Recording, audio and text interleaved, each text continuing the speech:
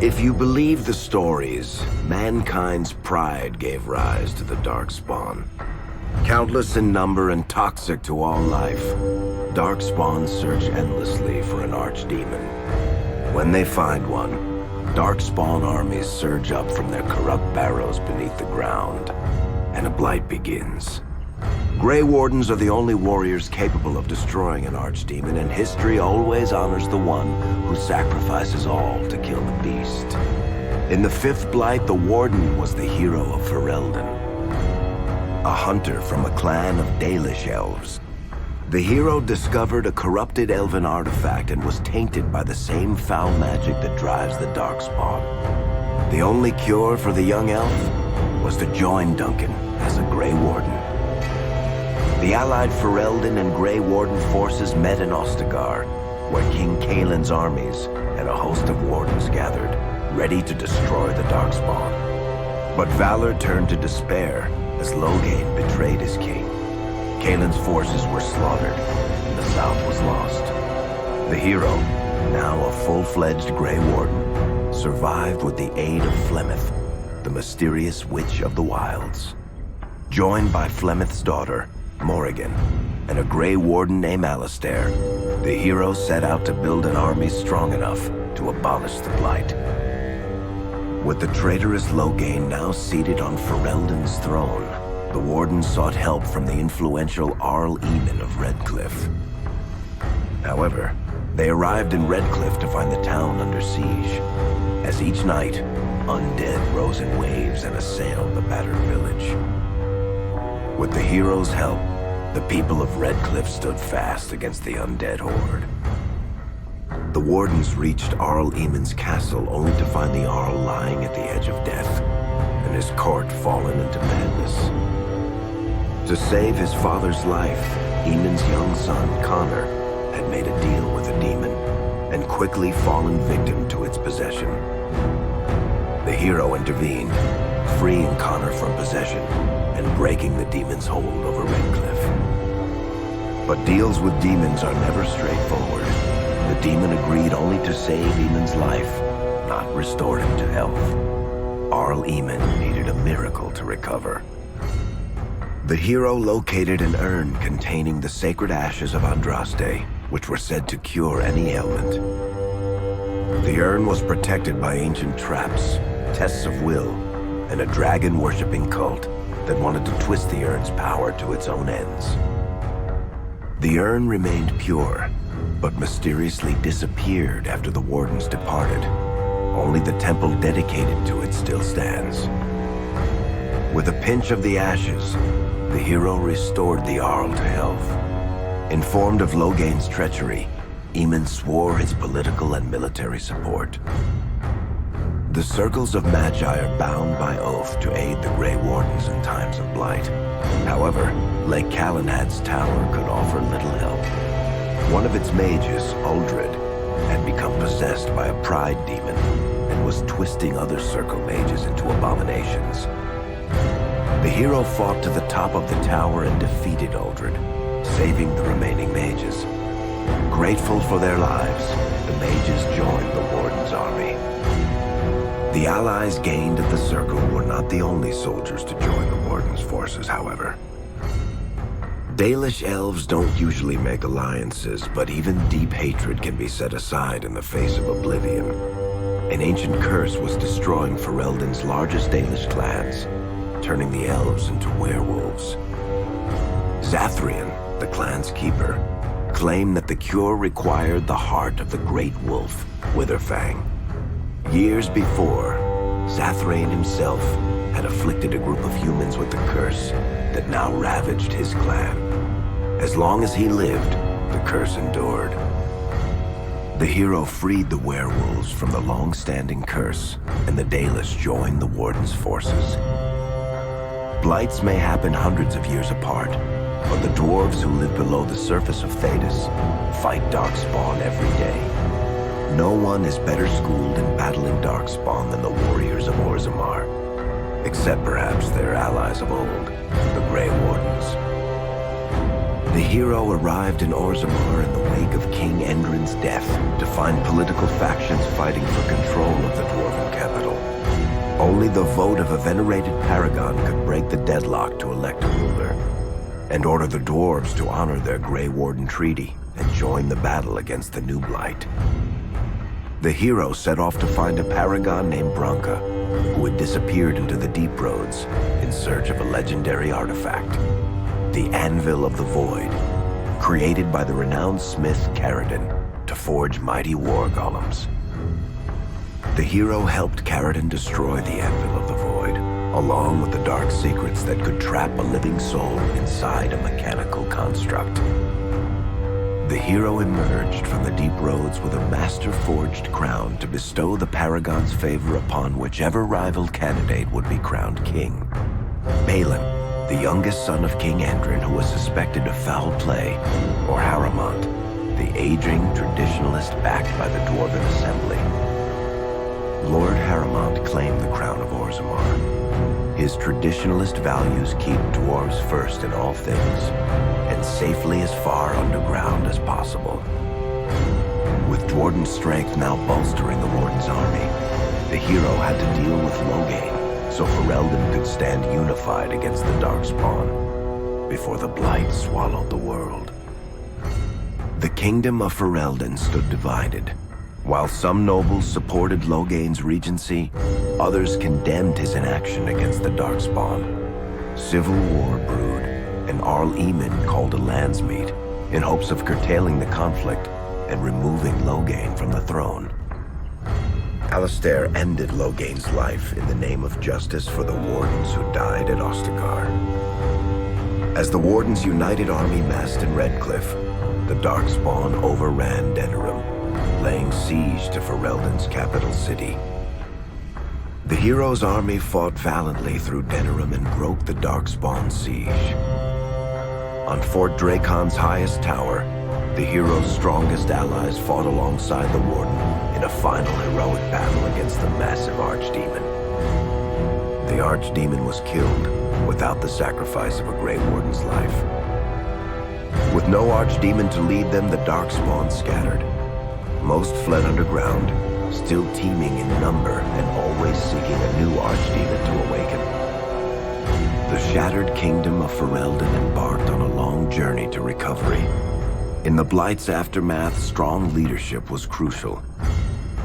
Alistair, half-brother to King Cailan, became Ferelden's new king, and the line of rulers who descended from Calenhad the Great remained unbroken. Ferelden still stands, as obstinate and resolute as the Dog Lords ever are, but the events of the Fifth Blight loom over it as the nation rebuilds. For people across Thedas, legends of the hero of Ferelden remain the nation's brightest beacons of hope during its darkest times. It all began in Kirkwall, the fall of Knight Commander Meredith, the Kunari Uprising, and of course, the Chantry's destruction and the onset of Mage Rebellion. One person always stood amidst the swirling chaos: Hawk, the champion of Kirkwall. The Hawk family fled Lothering, refugees from the Blight. Leandra, mother of the champion, and siblings Bethany and Carver hoped to find refuge at her family's estate in Kirkwall, far to the north. As a mage with a family legacy of magic on both sides, Hawk naturally became involved in the events that ultimately led to the Mage Rebellion. The Hawks escaped the Blight with the help of Aveline Valen, a warrior and family friend. It's said that the family was also aided by Flemeth, the notorious Witch of the Wilds. Hawk's sister Bethany never reached the Free Marches. She was killed by Darkspawn while defending her family. The family's first years in Kirkwall were difficult. Leandra's brother Gamlin had lost the family fortune. The Hawks lived in poverty, forced to indenture themselves in return for entrance to the city. To pay off the debt, Hawk was forced to work for a gang of smugglers. All the while, Hawk and Carver did their best to hide Hawk's magic from the Templars. Opportunity eventually struck in the form of a dwarf named Bartrand Tethras, who was planning an expedition to the Deep Roads. It was a long shot, but with gold gained from the expedition, Hawk could free the family from its criminal creditors and further Templar scrutiny. Hawk met a rogue Grey Warden named Anders, who possessed detailed maps of the deep roads. These maps were crucial to the expedition's success. Once Hawk obtained them, everything else fell quickly into place. Carver joined Hawk on the expedition. The siblings found ancient dwarven treasure and a statuette formed from a strange red lyrium. Carver fell victim to the blight that suffuses the deep roads, but Anders led him to a group of Grey Wardens who were able to save his life. The gold Hawk recovered from the deep roads brought back Leandra's stately childhood home in Hightown. The Hawks had barely settled into their new home when Leandra was murdered, a deeply sinister and twisted killing.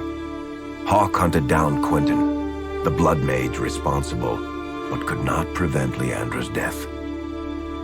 Leandra's tragic death was part of a critical problem facing Kirkwall.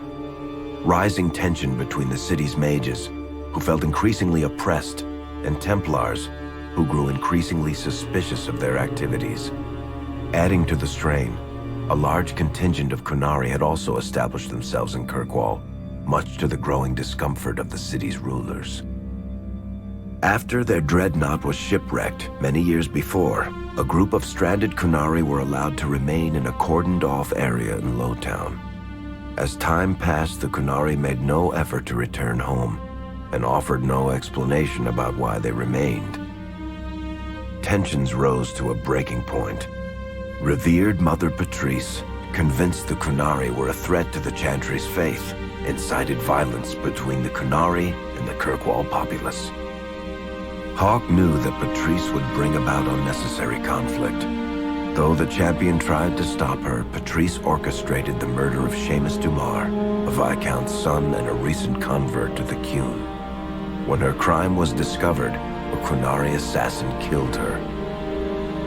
After Seamus was murdered, the Arishok of the Qunari group lost patience with the humans of Kirkwall. They would now submit to the Qun or die. The Qunari struck hard and fast. They took the palace in Hightown and beheaded the Viscount to immediately quash any resistance. Aided by Knight Commander Meredith and First Enchanter Orsino, Hawk reached the palace and stood toe-to-toe with the fearsome Qunari leader. Hawk's ally, Isabella, was a notorious raider and ultimately responsible for the crisis. She had stolen the Tome of Khoslan from the Qunari, who remained in Kirkwall to search for it. Isabella returned the book, and Hawk let the Qunari take her prisoner as penance. Finally appeased, the Qunari returned home peacefully. Hawk saved Kirkwall and earned the grudging respect of the city's Templars, mages, and nobility, along with the title that history remembers, the Champion of Kirkwall. Kirkwall's problems were still not over, however. After Viscount Dumar's death, Knight Commander Meredith took power and blocked all attempts to appoint a new Viscount. Under Meredith's command, the Templars tightened their grip on the mages, planning to suppress what Meredith saw as a growing rebellion. Anders, who spent years fighting for justice and freedom for his fellow mages, saw that the time for negotiation was past. He destroyed Kirkwall's chantry, killing hundreds, including Grand Cleric Elthina. This single act began a rebellion that spread from circle to circle, until all circles of Magi had risen up in defiance against chantry rule. Though Anders had done the unforgivable, something stayed the champion's hand. Anders survived the day, although many others did not. Fighting spread swiftly through the city. Some mages rebelled openly, many of them succumbing to possession. Templars turned their swords on mages who rebelled and on those who did not. As First Enchanter Orsino refused to bend to the Templars, Knight Commander Meredith demanded that every mage in Kirkwall be put to the sword. Hawk saved many mages from Templar blades, keeping them from succumbing to possession or the temptations of blood magic. In the end, however, Hawk was forced to strike down Orsino, who had betrayed his own values by resorting to blood magic himself. The battle proved one thing. Knight Commander Meredith had gone mad. Hawk saw the truth of it when Meredith unsheathed her sword, and the red lyrium idol from the deep roads was embedded within it. The blade fueled her hatred and paranoia, as it had for months. After a horrific battle, the red lyrium of the Knight Commander's sword consumed her as she died. Meredith became a statue, her face a frozen mask of horror. Little is known of the champion since that final battle. However, Hawk's story lives on in legend and song. Memories of the indelible changes the champion of Kirkwall brought to the face of Thedas. The Mage Rebellion in Kirkwall was felt throughout Thedas, the news spreading like wildfire. The Templars clamped down in response, but each new restriction only made things worse. Led by Grand Enchanter Fiona, the mages voted for independence. The Circle of Magi would govern itself, without the Chantry and especially without the Templars. The result was cataclysmic. 2 circles were destroyed. Those within killed to the last mage, before the rest fled into the wilderness. Perhaps the mighty Empire of Orlais could have intervened in the war before it began, but that was not to be. Grand Duke Espard began a deadly civil war against Empress Celine, vying for the Orlesian throne. The mages were offered safe haven in neighboring Ferelden, but the Templars followed, and so their battle spread across all of Thedas. As head of the Chantry, Divine Justinia ordered the Templars to stand down.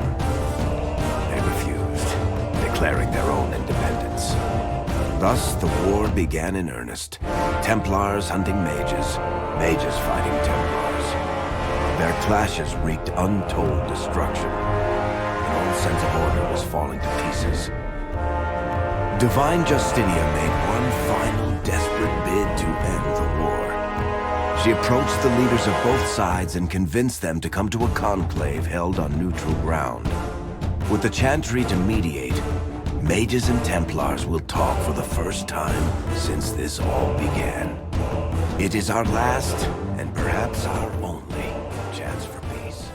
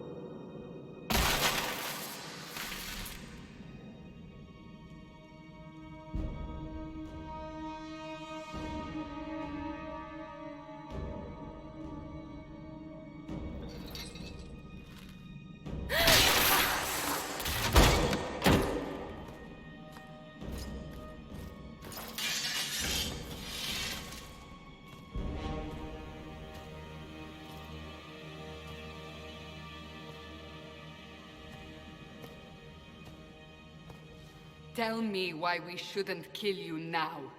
The Conclave is destroyed. Everyone who attended is dead. Except for you. You think I'm responsible? Explain this. I can't. What do you mean you can't? I don't know what that is, or how it got there. You're lying! We need her, Cassandra.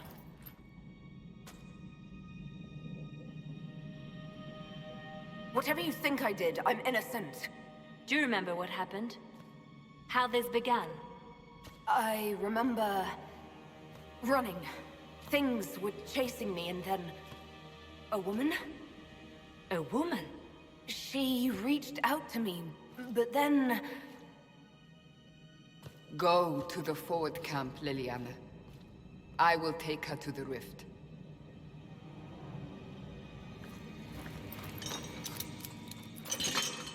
What did happen? It will be easier to show you.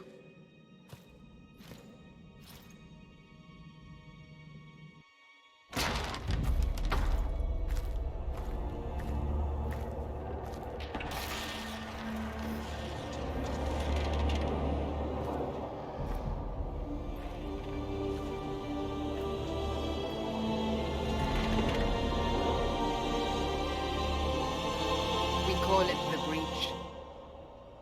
It's a massive rift into the world of demons that grows larger with each passing hour. It's not the only such rift, just the largest. All were caused by the explosion at the Conclave. An explosion can do that? This one did. Unless we act, the Breach may grow until it swallows the world.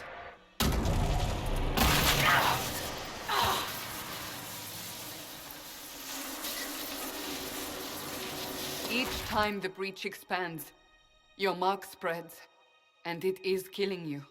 It may be the key to stopping this, but there isn't much time. I understand. Then... I'll do what I can. Whatever it takes.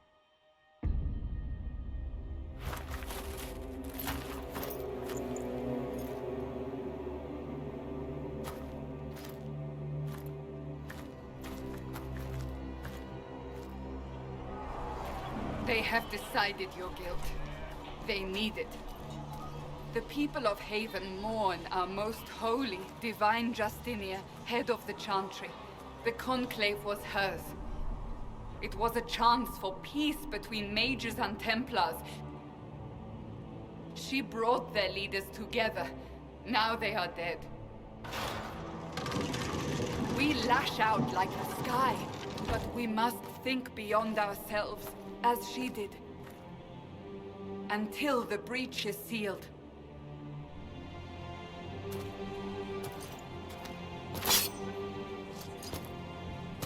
There will be a trial. I can promise no more. Come. It is not far. Where are you taking me? Your mark must be tested on something smaller than the breach. Open the gate. We are heading into the valley.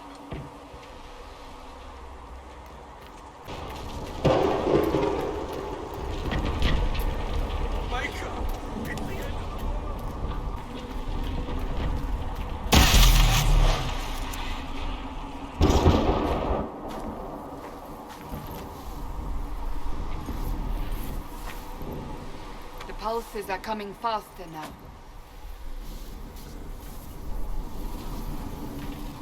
The larger the breach grows, the more rifts appear, the more demons we face. How did I survive the blast? They said you stepped out of a rift, then fell unconscious. They say a woman was in the rift behind you. No one knows who she was. Everything farther in the valley was laid waste, including the Temple of Sacred Ashes. I suppose you'll see soon enough.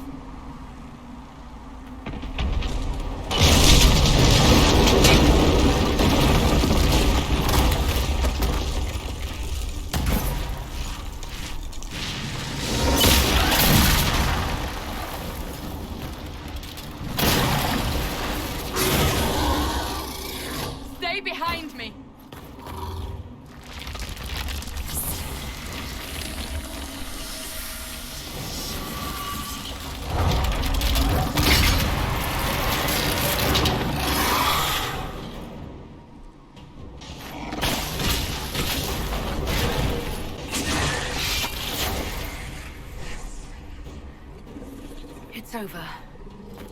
Drop your weapon. Now! All right. Have it your way. Wait. You don't need a staff, but you should have one. I cannot protect you.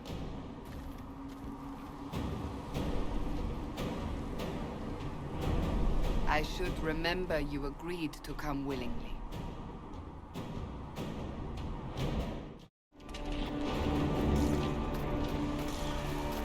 We're getting close to the rift. You can hear the fighting. Who's fighting? You'll see soon. We must help them.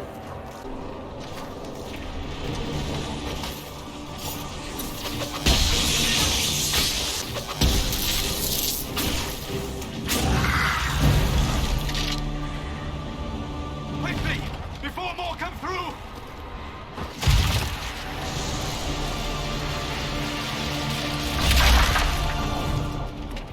What did you do?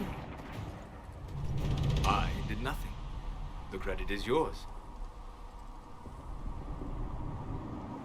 You mean this? Whatever magic opened the breach in the sky also placed that mark upon your hand.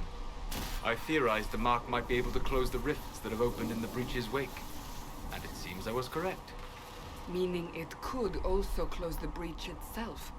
Possibly. It seems you hold the key to our salvation. Good to know. Here I thought we'd be ass deep in demons forever. Varric Tethras, rogue, storyteller, and occasionally unwelcome tag-along. Are you with the Chantry, or...? Was that a serious question? Technically, I'm a prisoner, just like you. I brought you here to tell your story to the Divine. Clearly, that is no longer necessary. Yet, here I am. Lucky for you, considering current events. That's a nice crossbow you have there. Ah, isn't she? Bianca and I have been through a lot together. You named your crossbow Bianca. Of course. And she'll be great company in the valley. Absolutely not. Your help is appreciated, Varric, but... Have you been in the valley lately, Seeker? Your soldiers aren't in control anymore. You need me. Ugh. My name is Solus, if there are to be introductions. I am pleased to see you still live. He means I kept that mark from killing you while you slept. You seem to know a great deal about it all. Like you, Solus is an apostate. Technically, all mages are now apostates, Cassandra. My travels have allowed me to learn much of the Fade. Far beyond the experience of any circle mage. I came to offer whatever help I can give with the breach. If it is not closed, we are all doomed regardless of origin. If I can close the breach, I will. Cassandra, you should know. The magic involved here is unlike any I've seen. Your prisoner is a mage, but I find it difficult to imagine any mage having such power. Understood. We must get to the forward camp quickly. Well... Bianca's excited.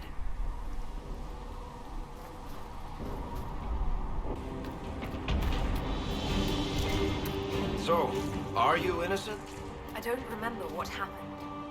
That'll get you every time. Should have spun a story. That's what you would have done. It's more believable and less prone to result in premature execution.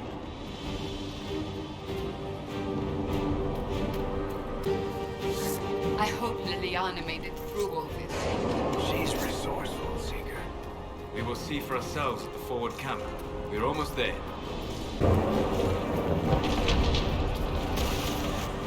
Another rift! We must seal it! Quickly! They keep coming! Help us!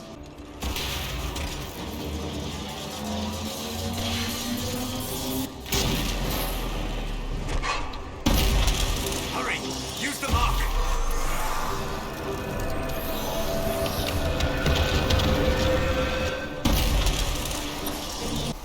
The rift is gone! Open the gate! Right away, Lady Cassandra. We are clear for the moment. Well done. Whatever that thing on your hand is, it's useful.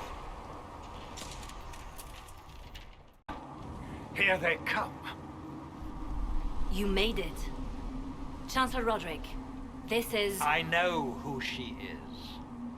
As Grand Chancellor of the Chantry, I hereby order you to take this criminal to Val Royeaux to face execution. Order me? You are a glorified clerk, a bureaucrat. And you are a thug, but a thug who supposedly serves the Chantry. We serve the most holy, Chancellor. As you well know. Justinia is dead! We must elect a replacement and obey her orders on the matter. Isn't closing the breach the more pressing issue? You brought this on us in the first place! Call a retreat, Seeker. Our position here is hopeless. We can stop this before it's too late. How? You won't survive long enough to reach the temple, even with all your soldiers. We must get to the temple. It's the quickest route. But not the safest. Our forces can charge as a distraction while we go through the mountains. We lost contact with an entire squad on that path. It's too risky. Listen to me.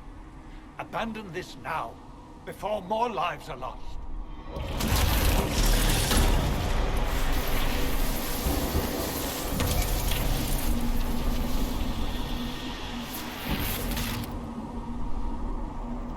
How do you think we should proceed? Use the mountain path. Work together. You all know what's at stake. Liliana, bring everyone left in the valley. Everyone. On your head be the consequences, Seeker.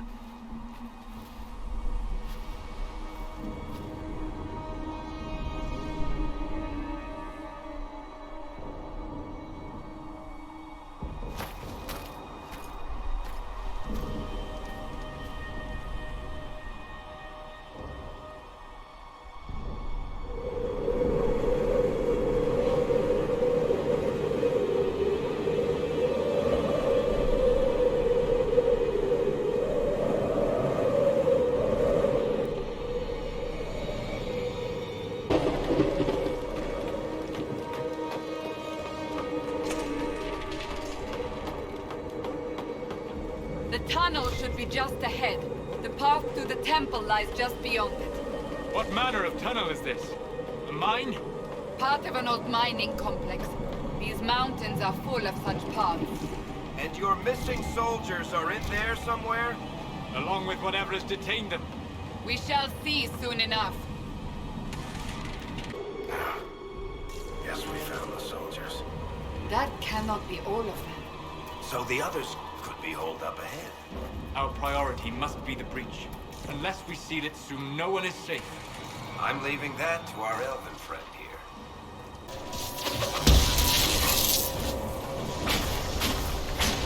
Lady Cassandra! Lieutenant, you're alive. Just barely.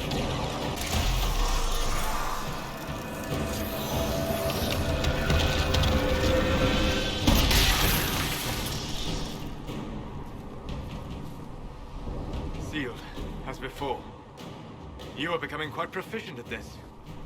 Let's hope it works on the big one. Thank the Maker you finally arrived, Lady Cassandra. I don't think we could have held out much longer. Thank our prisoner, Lieutenant. She insisted we come this way. The prisoner? Then you... It was worth saving you, if we could. Then you have my sincere gratitude. The way into the valley behind us is clear for the moment. Go, while you still can. At once. Quickly, let's move! The path ahead appears to be clear of demons as well. Let's hurry before that changes. The Temple of Sacred Ashes. What's left of it? That is where you walked out of the Fade, and our soldiers found you. They say a woman was in the rift behind you. No one knows who she was.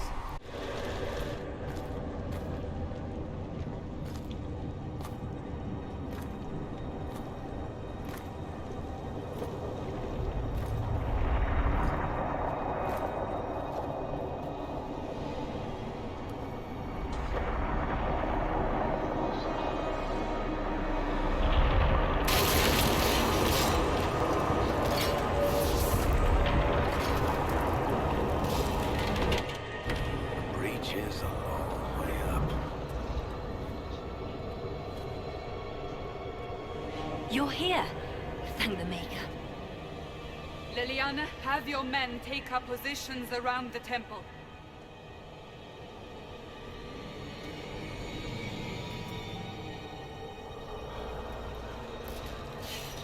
This is your chance to end this. Are you ready? I'm not sure how to even start getting up to that thing. No. This rift was the first, and it is the key. Seal it, and perhaps we seal the breach. Then let's find a way down. And be careful. Now is the hour of our victory. Bring forth the sacrifice. What are we hearing? At a guess, the person who created the breach. You know this stuff is red lyrium, Seeker. I see it, Varric. But what's it doing here? Magic could have drawn on lyrium beneath the temple, corrupted it. It's evil.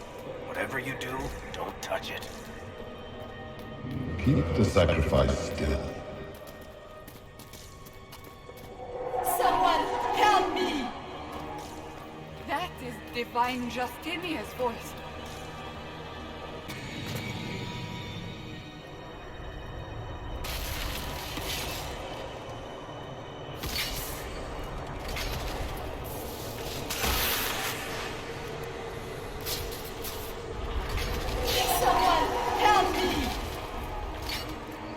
What's going on here? That was your voice. Most Holy called out to you, but...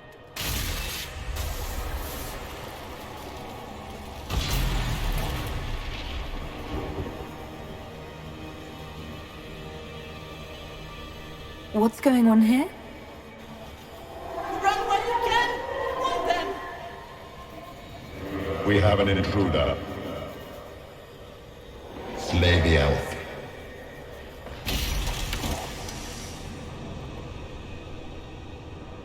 You were there! Who attacked? And the Divine, is she... Was this vision true? What are we seeing? I don't remember. Echoes of what happened here. The fade bleeds into this place. This rift is not sealed, but it is closed, albeit temporarily. I believe that with the mark, the rift can be opened, and then sealed properly and safely. However, opening the rift will likely attract attention from the other side. That means demons! Stand ready!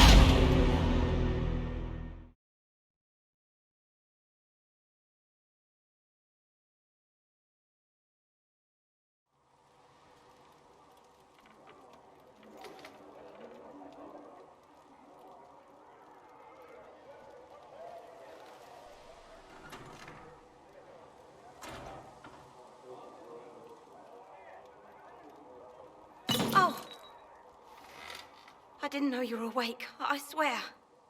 Why are you frightened? What happened? That's wrong, isn't it? I said the wrong thing. I don't think so. I beg your forgiveness and your blessing. I am but a humble servant. You are back in Haven, my lady. They say you saved us. The breach stopped growing, just like the mark on your hand.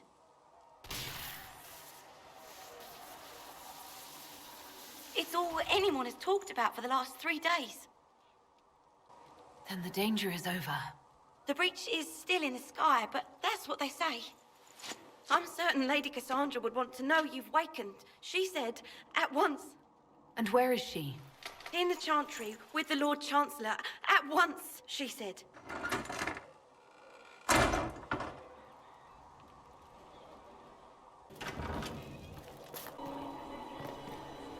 That's her. That's the Herald of Andraste.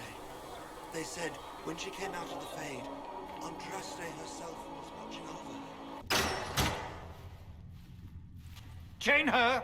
I want her prepared for travel to the capital for trial. Disregard that and leave us. You walk a dangerous line, Seeker. The breach is stable, but it is still a threat. I will not ignore it. I did everything I could to close the breach. It almost killed me. Yet you live. A convenient result insofar as you're concerned. Have a care, Chancellor. The breach is not the only threat we face. Someone was behind the explosion at the Conclave. Someone most holy did not expect. Perhaps they died with the others, or have allies who yet live. I am a suspect? You, and many others. But not the prisoner. I heard the voices in the temple. The Divine called to her for help. So her survival, that thing on her hand, all a coincidence? Providence. The Maker sent her to us in our darkest hour. You realize I'm an elf. A Dalish elf. I have not forgotten. No matter what you are or what you believe, you are exactly what we needed when we needed it. The breach remains, and your mark is still our only hope of closing it. This is not for you to decide. You know what this is, Chancellor. A writ from the Divine, granting us the authority to act. As of this moment, I declare the Inquisition reborn. We will close the breach, we will find those responsible, and we will restore order with or without your approval.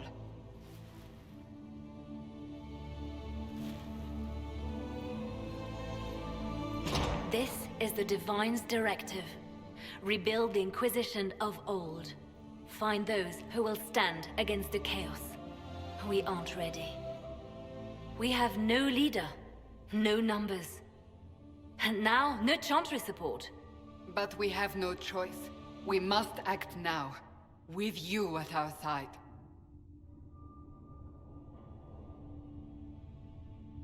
What is the Inquisition of old, exactly?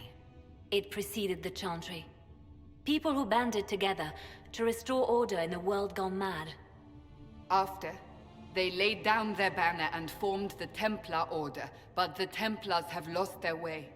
We need those who can do what must be done, united under a single banner once more. But aren't you still part of the Chantry? Is that what you see? The Chantry will take time to find a new Divine. And then it will wait for her direction. But we cannot wait. So many Grand Clerics died at the Conclave. No, we are on our own. Perhaps forever.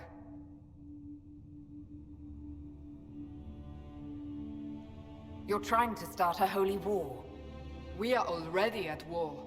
You are already involved. Its mark is upon you. As to whether the war is holy, that depends on what we discover. What if I refuse? You can go if you wish. You should know that while some believe you chosen, many still think you guilty. The Inquisition can only protect you if you are with us. We can also help you. It will not be easy if you stay.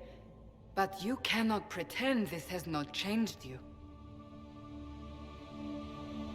If you're truly trying to restore order, That is the plan. Help us fix this before it's too late.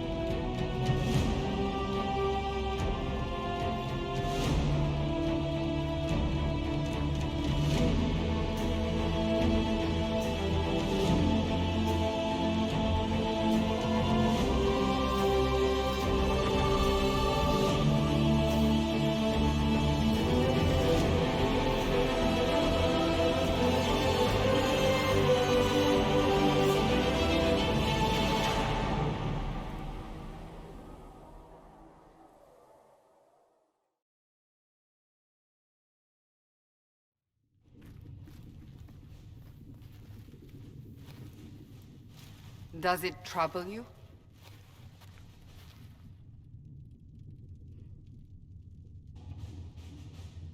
I just wish I knew what it was, or how I got it. We will find out. What's important is that your mark is now stable, as is the breach. You've given us time, and Solas believes a second attempt might succeed, provided the mark has more power. The same level of power used to open the breach in the first place. That is not easy to come by. What harm could there be in powering up something we barely understand? Hold on to that sense of humor.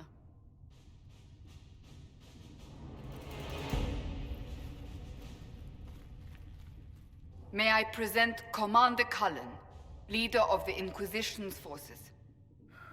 Such as they are, we lost many soldiers in the valley, and I fear many more before this is through. This is Lady Josephine Montelier, our ambassador and chief diplomat. Anderan Atishan. You speak Elven? You've just heard the entirety of it, I'm afraid. And of course, you know Sister Liliana. My position here involves a degree of... She is our spy master. Yes, tactfully put, Cassandra. Pleased to meet you all. I mentioned that your mark needs more power to close the breach for good. Which means we must approach the rebel mages for help. And I still disagree. The Templars could serve just as well. We need power, Commander.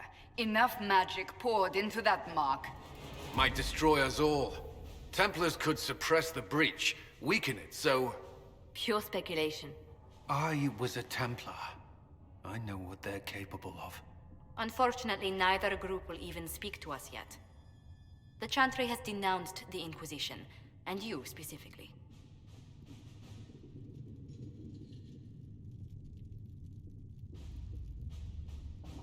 They still think I'm guilty. That is not the entirety of it any longer. Some are calling you, a Dalish elf, the Herald of Andraste. That frightens the Chantry. The remaining clerics have declared it blasphemy, and we, heretics, for harboring you. Chancellor Roderick's doing, no doubt. It limits our options. Approaching the mages or Templars for help is currently out of the question.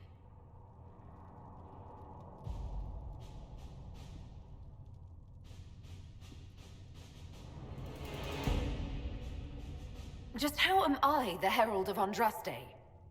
People saw what you did at the temple, how you stopped the breach from growing. They have also heard about the woman seen in the rift when we first found you. They believe that was Andraste. Even if we tried to stop that view from spreading. Which we have not. The point is, everyone is talking about you. It's quite the title, isn't it? How do you feel about that? I'm no herald of anything, particularly not Andraste. I'm sure the Chantry would agree.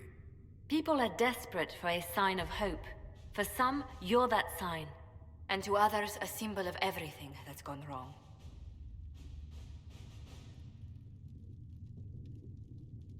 They aren't more concerned about the breach, the real threat. They do know it's a threat. They just don't think we can stop it. The Chantry is telling everyone you'll make it worse. There is something you can do. A Chantry cleric by the name of Mother Giselle has asked to speak to you. She is not far and knows those involved far better than I. Her assistance could be invaluable. Why would someone from the Chantry help a declared heretic? I understand she's a reasonable sort. Perhaps she does not agree with her sisters. You will find Mother Giselle tending to the wounded in the hinterlands near Redcliffe. Look for other opportunities to expand the Inquisition's influence while you're there. We need agents to extend our reach beyond this valley, and you're better suited than anyone to recruit them. In the meantime, let's think of other options. I won't leave this all to the Herald.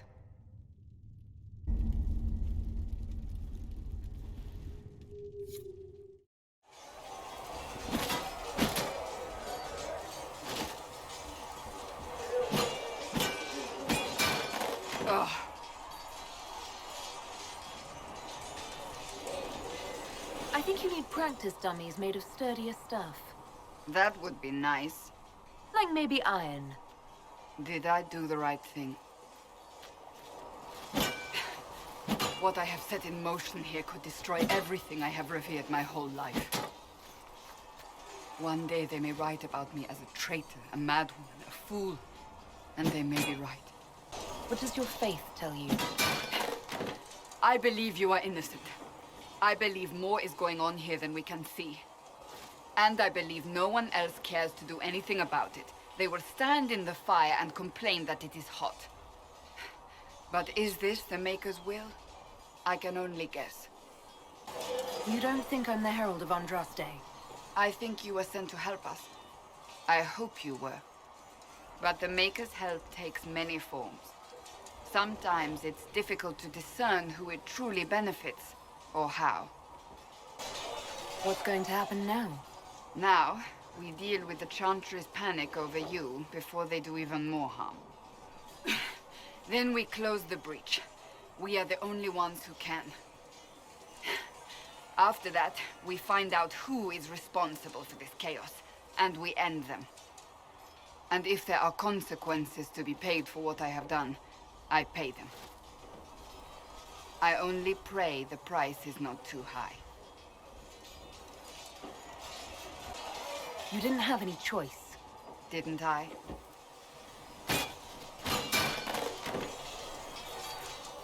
My trainers always said, Cassandra, you are too brash. You must think before you act. I see what must be done, and I do it. I see no point in running around in circles like a dog chasing its tail. But I misjudged you in the beginning, did I not? I thought the answer was before me, clear as day. I cannot afford to be so careless again.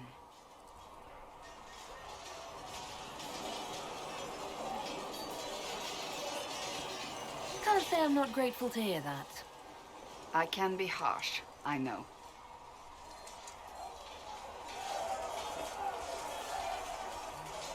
You've said you don't believe you're chosen. Does that mean you also don't believe in the Maker? I'm Dalish. I believe in our own gods. And there's no room among your gods for one more? I suppose it doesn't matter now. I have to believe we were put on this path for a reason, even if you do not. Now it simply remains to see where it leads us. It occurs to me I don't actually know much about you. What do you want to know? I'm not sure. Where are you from? My clan never stays in one place for long, though we primarily roam for free marches. Oh? I didn't think your people roamed that far north. Clearly I'm mistaken. I'm told some members of your clan might still be alive. Do you intend to go back? Wherever I am is home enough for me. That's how I feel now, after years of tending to business for the divine.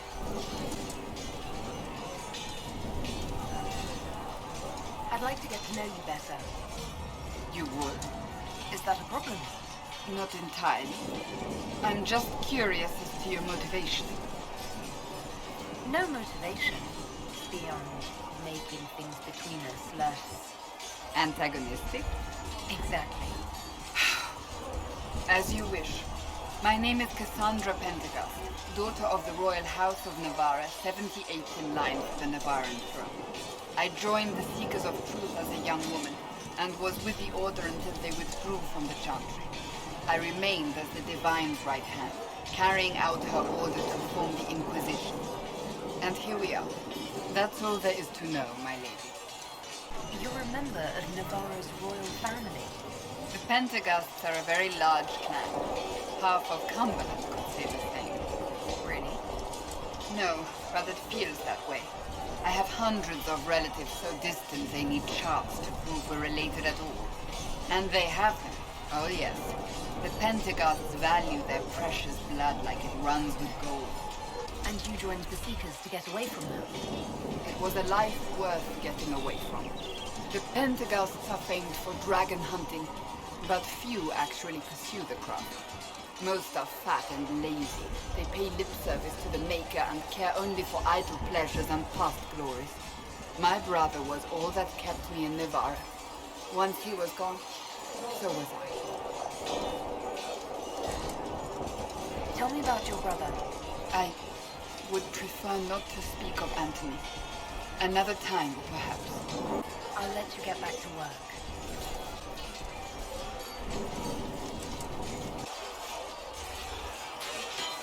You there. There's a shield in your hand. Block with it. If this man were your enemy, you'd be dead. Lieutenant, don't hold back. The recruits must prepare for a real fight, not a practice one.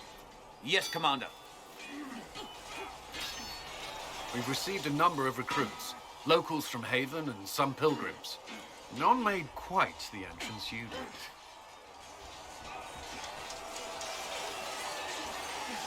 That wasn't my idea. I'd be concerned if it was. I was recruited to the Inquisition in Kirkwall myself. I was there during the Mage Uprising. I saw firsthand the devastation it caused. Sir. Cassandra sought a solution. When she offered me a position, I left the Templars to join her cause. Now it seems we face something far worse.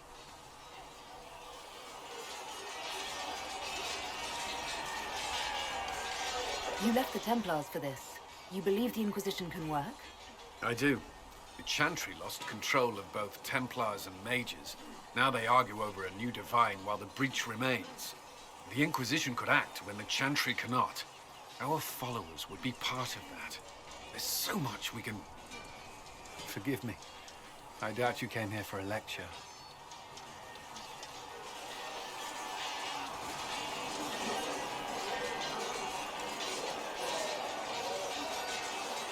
No, but if you have one prepared, I'd love to hear it. Another time, perhaps. There's still a lot of work ahead. Commander, Sir Ryden has a report on our supply lines. As I was saying.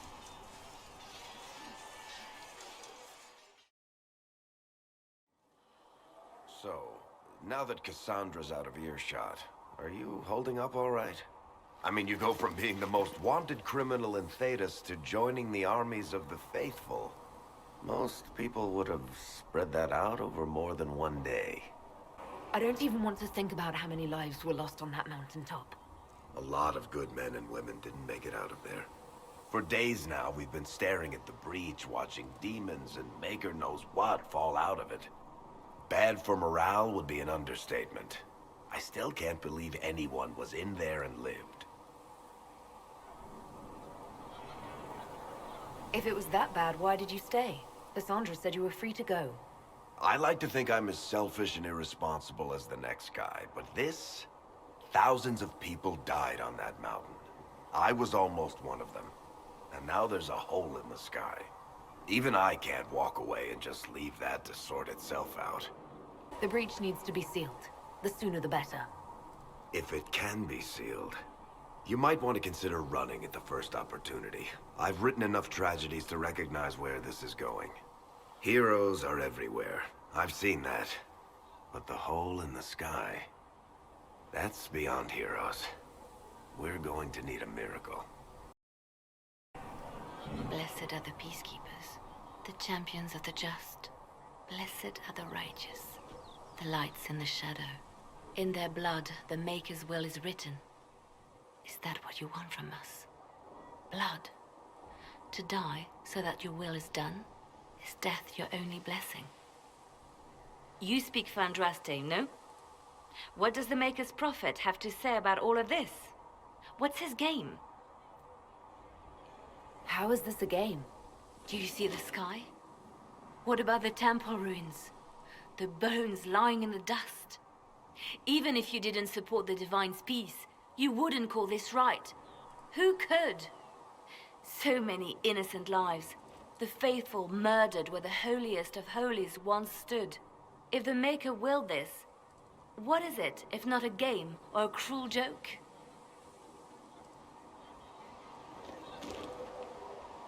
I speak for no one but myself, and I have no answers for you. You probably don't even worship the Maker. Lucky. He asks a lot. The Chantry teaches that the Maker abandoned us. He demands repentance for our sins. He demands it all. Our lives, our deaths. Justinia gave him everything she had, and he let her die. Maybe you should be angry at the people who murdered her. If the Maker doesn't intervene to save the best of his servants, what good is he? I used to believe I was chosen, just as some say you are. I thought I was fulfilling his purpose for me, working with the Divine, helping people. But now she's dead. It was all for nothing. Serving the Maker meant nothing.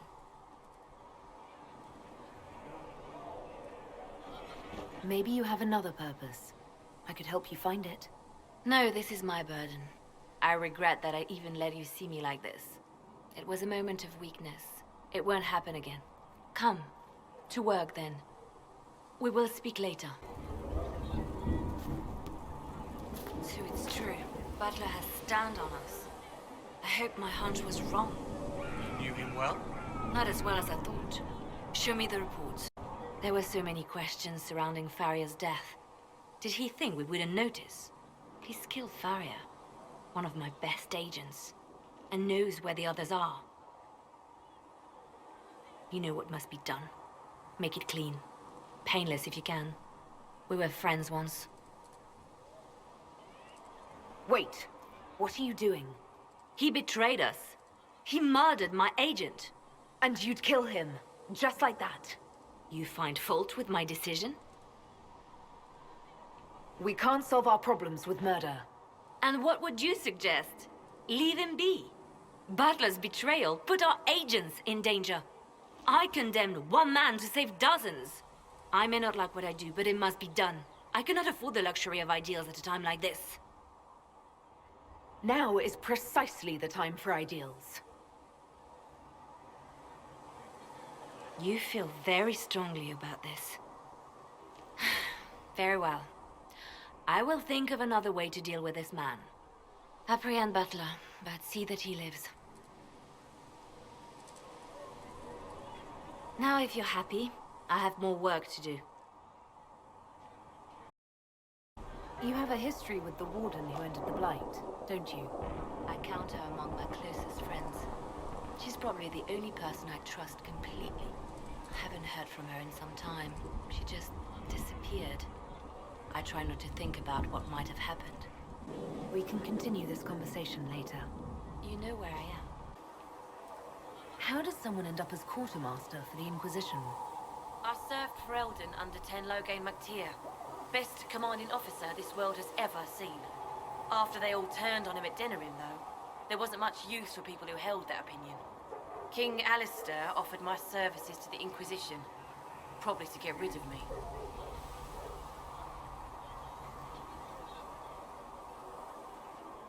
Logain MacTier betrayed the Grey Wardens and his king.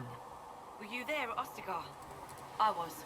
King Cailan overextended his position, and the Grey Wardens were too late lighting the signal. Following the original plan would have gotten everyone killed. Logain made the right decision. I apologize. Sister Liliana told me I shouldn't talk about this. Just forget it. The chosen of Andraste, a blessed hero sent to save us all.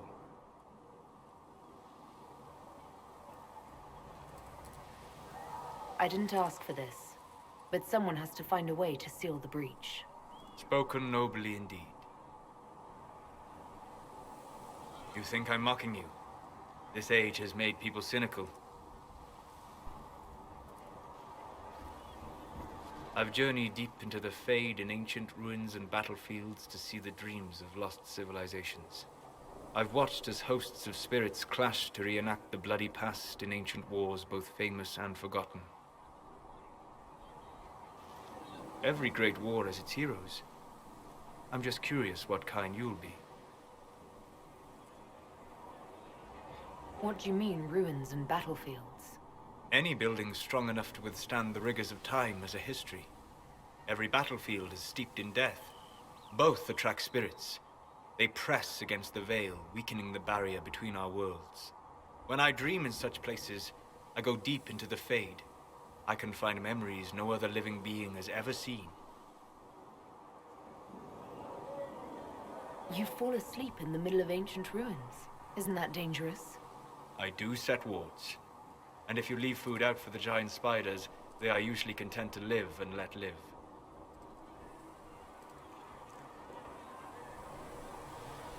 I've never heard of anyone going so far into the Fade. That's extraordinary. Thank you. It's not a common field of study for obvious reasons. Not so flashy as throwing fire or lightning. The thrill of finding remnants of a 1,000-year-old dream? I would not trade it for anything. I will stay there. At least until the breach has been closed. Was that in doubt? I am an apostate mage surrounded by Chantry forces, and unlike you, I do not have a divine mark protecting me. Cassandra has been accommodating, but you understand my caution. You came here to help, Solus. I won't let them use that against you. How would you stop them? However I had to. Thank you. But now let us hope either the mages or the Templars have the power to seal the breach. Closing the breach is our primary goal. But I hope we might also discover what was used to create it. Any artifact of such power is dangerous. The destruction of the Conclave proves that much. You don't think whatever created the explosion was destroyed in the blast? You survived, did you not? The artifact that created the breach is unlike anything seen in this age. I will not believe it destroyed until I see the shattered fragments with my own eyes. Anything with that kind of power is bound to show up sooner or later. Liliana's people have scoured the area near the blast and found nothing. Whatever the artifact was, it is no longer there. In any case, did you need me for anything? I'd be interested in hearing your opinions on elven culture. I thought you would be more interested in sharing your opinions of elven culture. You are Dalish, are you not? My people come from the elves who refused to surrender when humans broke their treaty and destroyed the Dales. Your people was not wrong about that, at least. We must mark the occasion of the Dalish remembering something correctly. Perhaps we should plant a tree. You insult my people. They insult themselves. Remember, I have walked the memories of the Fade. I have seen the history the Dalish imitate. Irabellis, Haren. If the Dalish have done you a disservice, I would make that right. What course would you set for them that is better than what they know now? You are right, of course. The fault is mine, for expecting what the Dalish could never truly accomplish. Irabellis, darling. If I can offer any understanding, you have but to ask. The legends of elven immortality. Did they use magic to increase their lifespan? No. It was simply part of being elven. The subtle beauty of their magic was the effect, not the cause of their nature. Some spells took years to cast. Echoes would linger for centuries, harmonizing with new magic in an unending symphony. It must have been beautiful. The Inquisition cannot remain, Ambassador, if you can't prove it was founded on Justinian's orders. This is an inopportune time, Marquis. More of the faithful flock here each day. But allow me to introduce you to the brave soul who risked her life to slow the magic of the breach. Mistress Lavelan, this is the Marquis d'Aurelion, one of Divine Justinia's greatest supporters. And the rightful owner of Haven. House d'Aurelion lent Justinia these lands for pilgrimage. This Inquisition is not a beneficiary of this arrangement. This is the first I've heard of Haven having an owner outside the Chantry. My wife, Lady Machin of Denham, has claimed to Haven by ancient treaty with the monarchs of Ferelden. We were honored to lend its use to Divine Justinia. She was a woman of supreme merit. I will not let an upstart order remain on her holy grounds. People have been injured. You can't just turn them out onto the snow. And who benefits if they stay? Divine Justinia, Marquis. The Inquisition, not the Chantry, is sheltering the pilgrims who mourn her. Why is the Chantry ignoring the faithful? Because it remains in shock.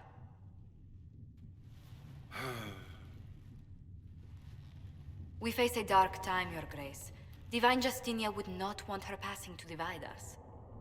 She would, in fact, trust us to forge new alliances to the benefit of all, no matter how strange they might seem.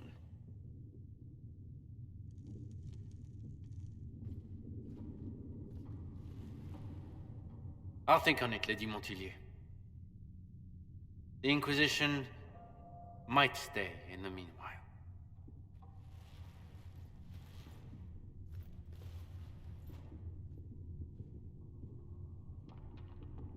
Do the d'Aurelions actually have a claim on this place? His Grace's position is not so strong as he presents it. Despite their Ferelden relations, the d'Aurelions are Orlesian. If the Marquis wishes to claim Haven, Empress Selene must negotiate with the Ferelden on his behalf. Her current concerns are a bit larger than minor property disputes. I apologize for the intrusion. I didn't realize you were meeting with the Marquis. You did little harm. In truth, the debate was most beneficial as practice for those to come. You expect more people in Haven? Undoubtedly. And each visitor will spread the story of the Inquisition after they depart. An ambassador should ensure the tale is as complimentary as possible. May I ask, what brought you to work for the Inquisition? Sister Leliana approached me. We've been acquainted for quite some time. For better or worse, being the Inquisition's diplomat has become as interesting as she promised. What sort of dealings have you had with nobility? For some years, I was the royally appointed court ambassador from Antiva to Orlais. The nobility of Thedas is a rather singular sphere. Those I'm not acquainted with, I know through reputation. The Inquisition is lucky to have you as an advocate, Lady Montillier. Thank you. Let us hope so. Thedas' politics have become agitated as of late. I hope to guide us down smoother paths. But please excuse me. I've much work to do before the day is done.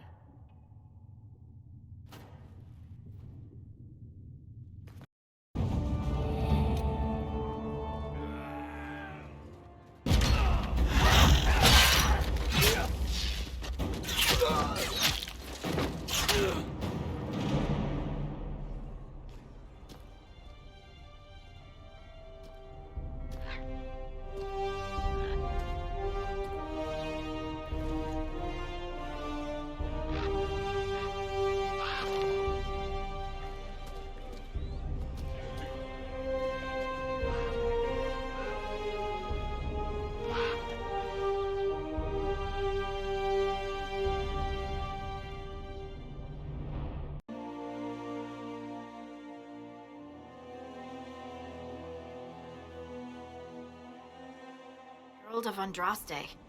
I've heard the stories. Everyone has. We know what you did at the breach.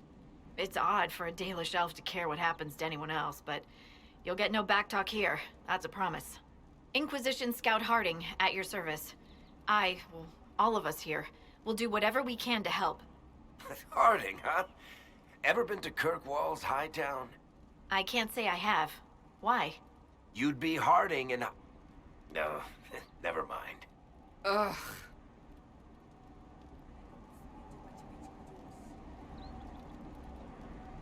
It's a pleasure to make your acquaintance. We should get to business. The situation's pretty dire. We came to secure horses from Redcliffe's old horsemaster. I grew up here, and people always said that Dennett's herds were the strongest and the fastest this side of the Frostbacks. But with the Mage Templar fighting getting worse, we couldn't get to Dennett. Maker only knows if he's even still alive. Mother Giselle's at the crossroads helping refugees and the wounded. Our latest reports say that the war's spread there too. Corporal Vale and our men are doing what they can to help protect the people, but they won't be able to hold out very long. You best get going. No time to lose.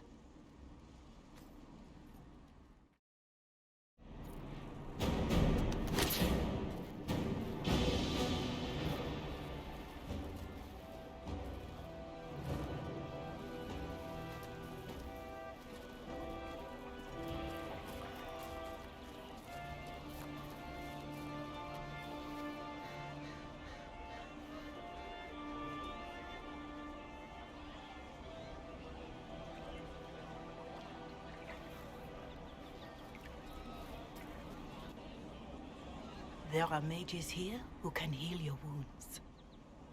Lie still. Don't touch me, Mother. Their magic is... Turn to noble purpose. Their magic is surely no more evil than your blade. But...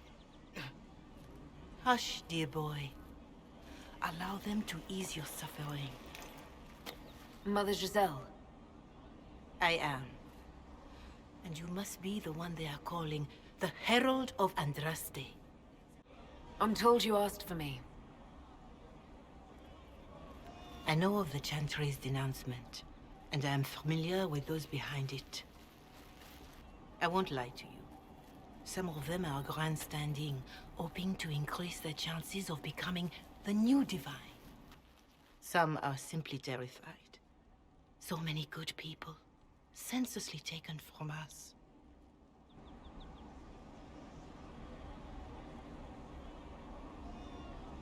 What happened was horrible.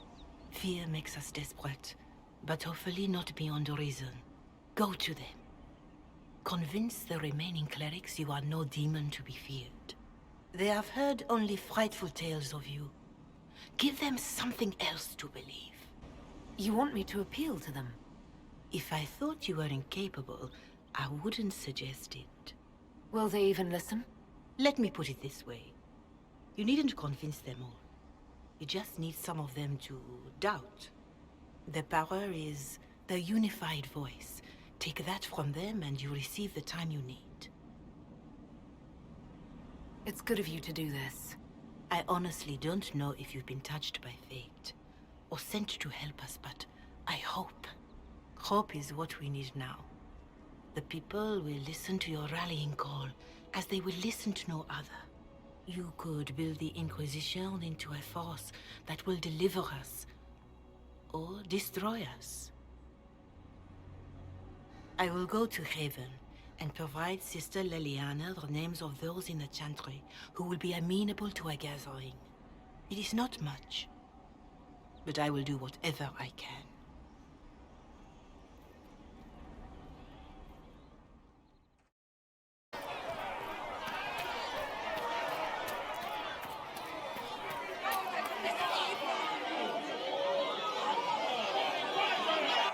Your kind killed the most holy. Lies. Your kind let her die. Shut your mouth, mate! Enough! Knight Captain. That is not my title. We are not Templars any longer. We are all part of the Inquisition. And what does that mean exactly? Back already, Chancellor. Haven't you done enough? I'm curious, Commander, as to how your Inquisition and its herald will restore order as you've promised. Of course you are. Back to your duties, all of you.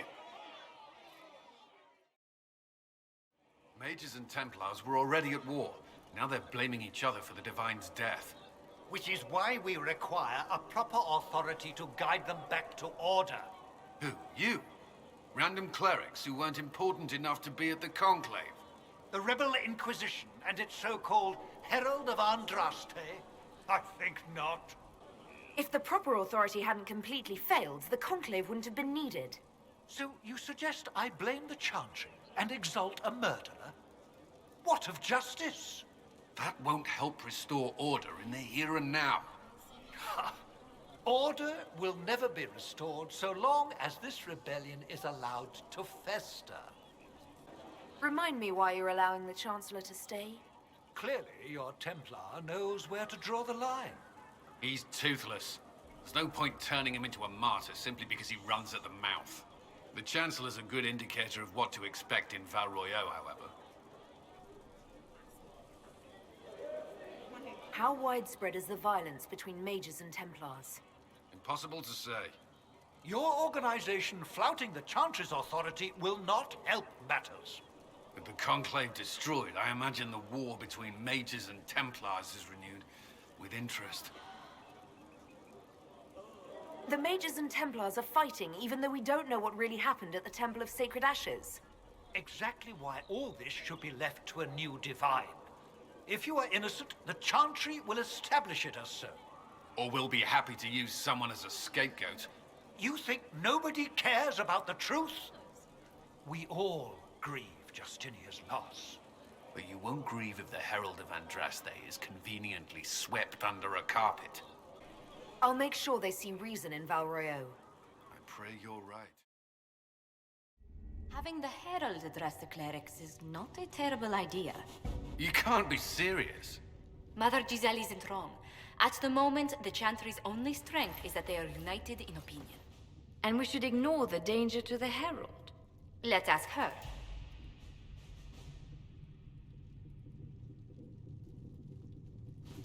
What can they do? It's just talk. Don't underestimate the power of their words.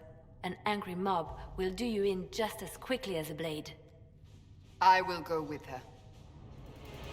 Mother Giselle said she could provide us names. Use them. But why? This is nothing but a...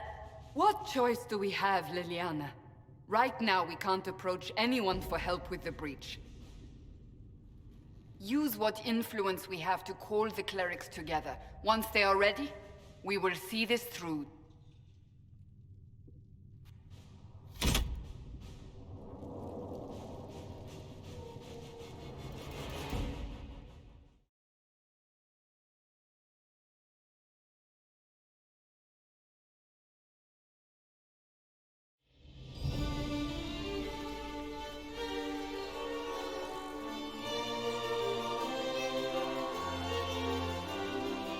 The city still mourns.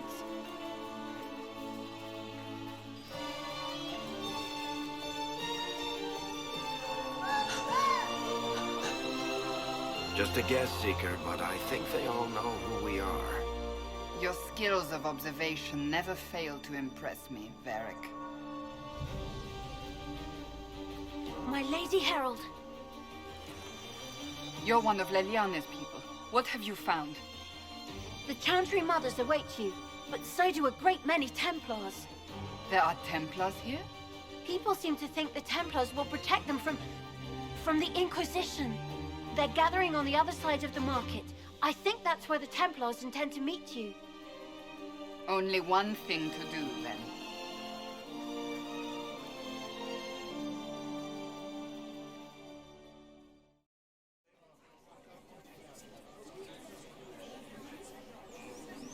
Good people of Val Royeaux, hear me. Together, we mourn our divine.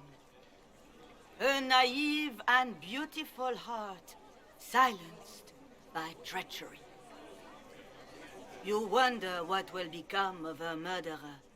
Well, wonder no more. Behold, the so-called Herald of Andraste, claiming to rise where our beloved fell.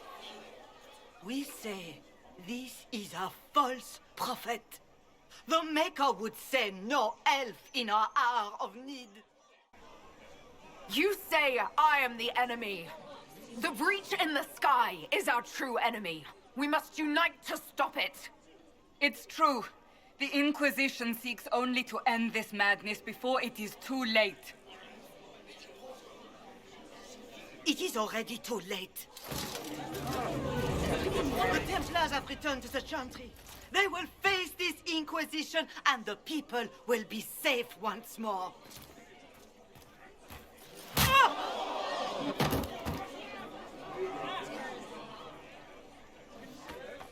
Still yourself. She is beneath us. Was that display supposed to impress me? On the contrary, it wasn't for you at all. Lord Seeker Lucius, it's imperative that we speak with... You will not address me. Lord Seeker? Creating a heretical movement. Raising up a puppet as Andraste's prophet. You should be ashamed. You should all be ashamed. The Templars failed no one when they left the Chantry to purge the mages.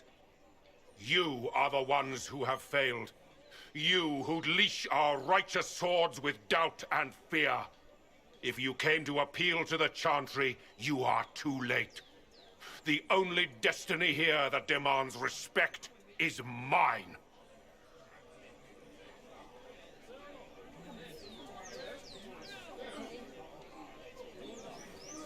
What we truly need is an alliance that will seal the breach. Oh, the breach is indeed a threat. But you certainly have no power to do anything about it. But Lord Seeker, what if she really was sent by the Maker? What if... You are called to a higher purpose. Do not question. I will make the Templar Order a power that stands alone against the Void. We deserve recognition. Independence. You have shown me nothing, and the Inquisition, less than nothing. Templars, Val Royo is unworthy of our protection. We march.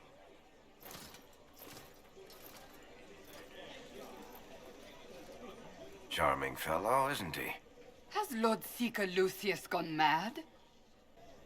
Do you know him very well?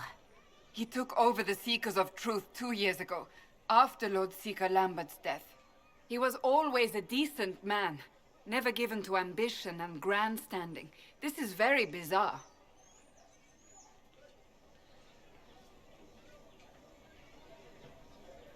Fortunately, the Templars aren't our only hope. I wouldn't write them off so quickly. There must be those in the Order who see what he's become. Either way, we should first return to Haven and inform the others.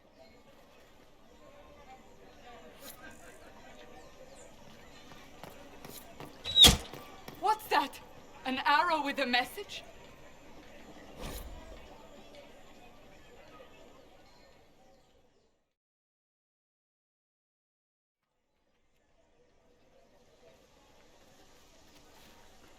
If I might have a moment of your time.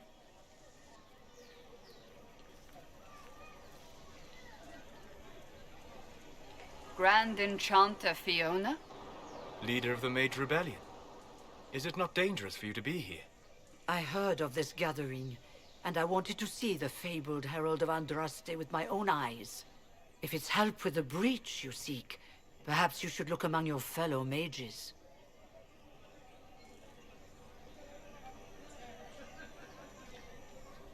I'm surprised the leader of the mages wasn't at the conclave. Yes. You were supposed to be, and yet somehow you avoided death. As did the Lord Seeker, you'll note. Both of us sent negotiators in our stead in case it was a trap. I won't pretend I'm not glad to live. I lost many dear friends that day. It disgusts me to think the Templars will get away with it. I'm hoping you won't let them. So you think the Templars are responsible? Why wouldn't she? Lucius hardly seems broken up over his losses, if he's concerned about them at all. You heard him. You think he wouldn't happily kill the Divine to turn people against us? So yes, I think he did it. More than I think you did it, at any rate. The mages weren't willing to talk to the Inquisition before. Why now? Because now I've seen what you are. And I've seen the Chantry for what it is. Consider this an invitation to Redcliffe. Come, meet with the mages. An alliance could help us both, after all. I hope to see you there. Au revoir, my Lady Herald. Come, let us return to Haven.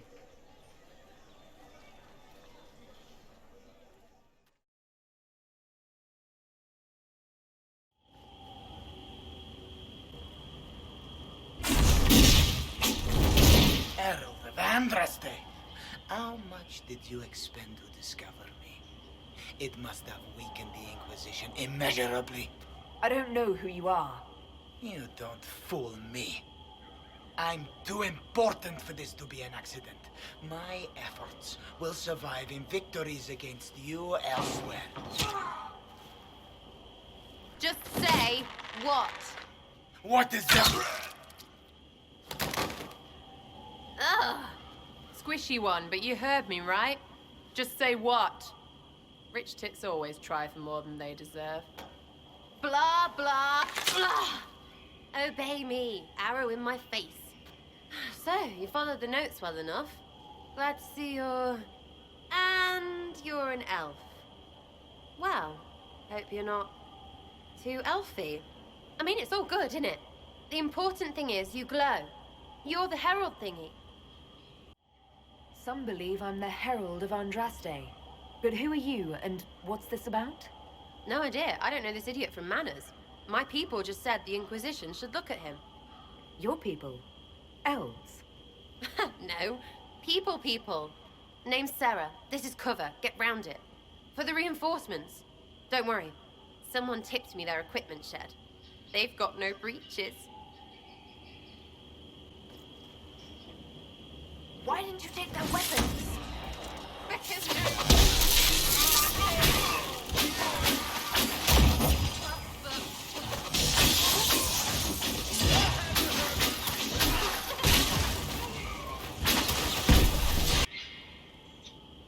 Friends really came through with that tip. No breaches. So, Herald of Andraste. You're a strange one. I'd like to join. Could we take a few moments for sense to reassert itself? Who are you people? I'm not people, but I get what you want. It's like this. I sent you a note to look for hidden stuff by my friends. The Friends of Red Jenny. That's me. Well, I'm one. So is a fence in Montfort, some woman in Kirkwall. There were 3 in Starkhaven, brothers or something. It's just a name, yeah? It lets little people, friends, be part of something while they stick it to nobles they hate. So here, in your face, I'm Sarah. The Friends of Red Jenny are sort of out there. I use them to help you. Plus arrows. The Inquisition has spies already. Can you add to these professionals? Here's how it is. You important people are up here, shoving your cods around. Blah, blah, I'll crush you. I'll crush you. Ooh, crush you.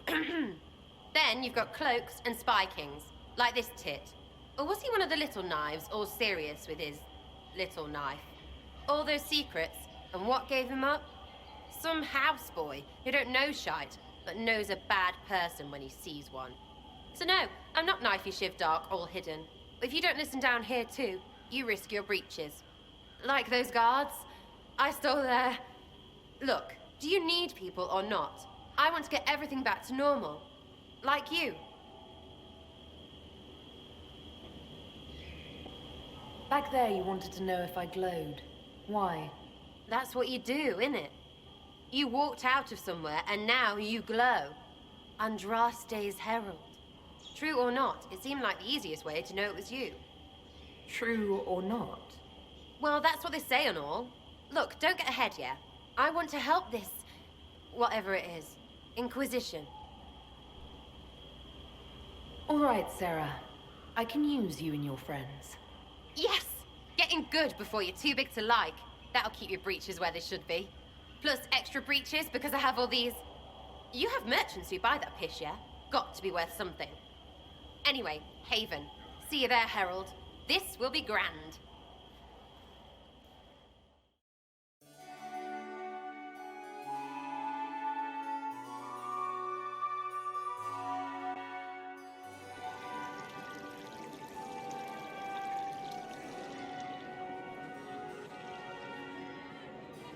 Lady Lavellen, on behalf of the Inquisition. What a pleasure to meet you, my lady. Seeing the same faces at every event becomes so tiresome. So you must be a guest of Madame de Fer, or are you here for Duc Bastien? Are you here on business? I have heard the most curious tales of you. I cannot imagine half of them are true.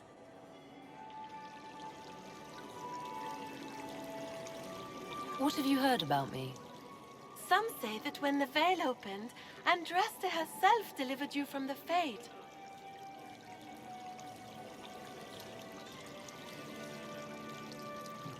I'm not familiar with that name. I was invited here by First Enchanter Vivienne. Madame de Fer is a fond nickname the court has given Lady Vivienne. I've heard she finds it amusing. I've heard very little about Duc Bastien. He hasn't been seen much at court lately. His business with the Council of Heralds often takes him from home for long periods. It can't be good for a man of his years. And of course, there's the civil war. Bastien probably wishes to distance himself from the actions of his one-time son-in-law. Tearing up the Dales in a foolish bid for power? It will end in disgrace for Gaspard. Everyone knows it. Some of those storytellers may have gotten carried away. But only for the best effect. The Inquisition is a ripe subject for wild tales. The Inquisition. What a lot of pig shit. Washed up sisters and crazed seekers.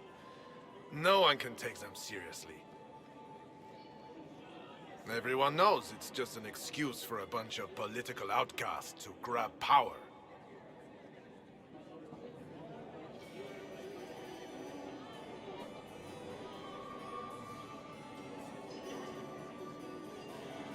That's not true. I'm just searching for Divine Justinia's killer. Of course you are. I'm sure your army is out scouring the hills for her murderer as we speak. We know what your Inquisition truly is. If you were a woman of honor, you'd step outside and answer the charges. My dear Marquis, how unkind of you to use such language in my house to my guests. You know such rudeness is intolerable. Madame Vivienne, I humbly beg your pardon. You should. Whatever am I going to do with you, my dear? My lady, you're the wounded party in this unfortunate affair. What would you have me do with this foolish, foolish man? I think the Marquis has seen the error of his ways. By the grace of Andraste, you have your life, my dear. Do be more careful with it. I'm delighted you could attend this little gathering. I've so wanted to meet you.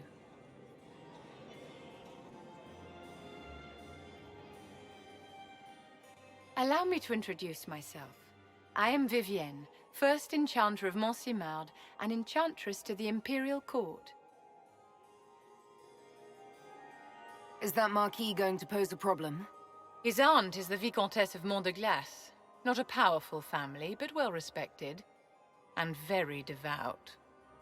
Alphonse will be disowned for this. It's not the first time he's brought his aunt disgrace, but I'm sure it'll be the last. And after such a public humiliation, I expect he'll run off to the Dales to join the Empress's war effort. Either to make a good end, or to win back a modicum of self-respect. Your salon has certainly exceeded my expectations so far. I'm glad to keep you entertained, my dear.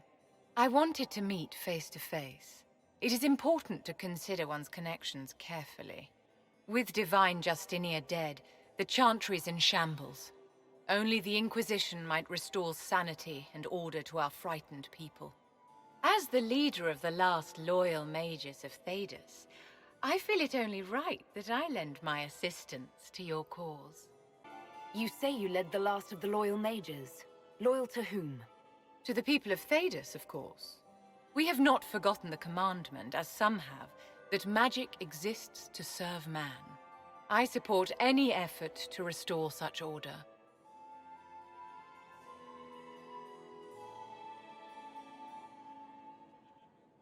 So you're in favor of returning the mages to the Circle, then? Where else can mages safely learn to master their talents? We need an institution to protect and nurture magic. Maker knows, magic will find neither on its own.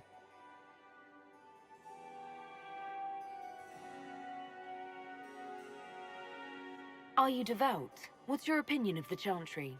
I was a great admirer of the late Divine Justinia V. The Chantry, at its best, unites the disparate cultures of Thedas and looks after its most vulnerable. Had she lived, Justinia could have accomplished so much.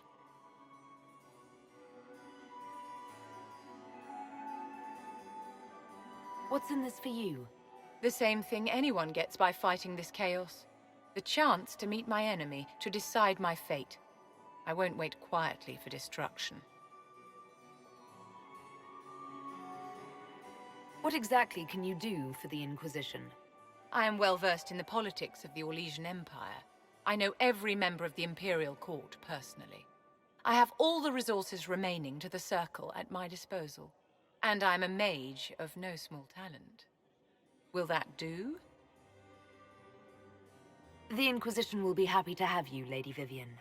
Great things are beginning, my dear. I can promise you that.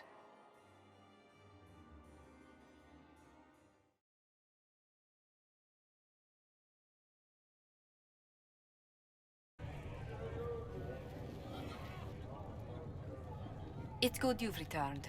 We heard of your encounter. You heard? My agents in a city sent word ahead, of course. It's a shame the Templars have abandoned their senses, as well as the capital.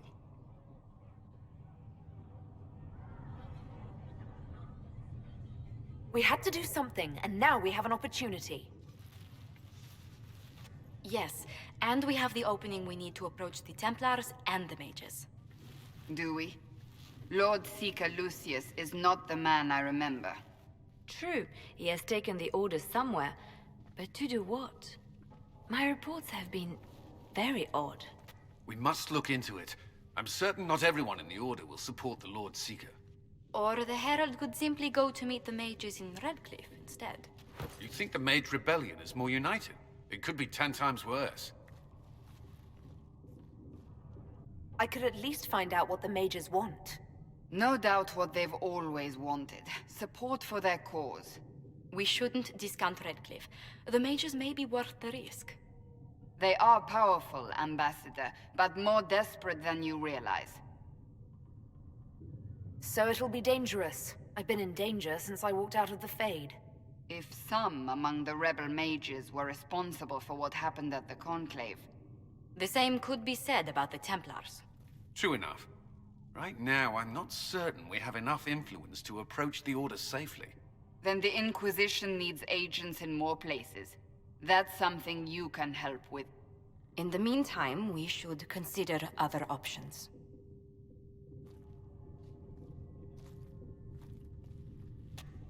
There is one other matter. Several months ago, the Grey Wardens of Ferelden vanished. I sent word to those in Orlais, but they have also disappeared. Ordinarily, I wouldn't even consider the idea they're involved in all this, but the timing is curious. That does sound odd. I agree. The others have disregarded my suspicion, but I cannot ignore it. 2 days ago, my agents in the hinterlands heard news of a Grey Warden by the name of Blackwall. If you have the opportunity, please seek him out. Perhaps he can put my mind at ease. And if he can't? Then there may be more going on than we thought.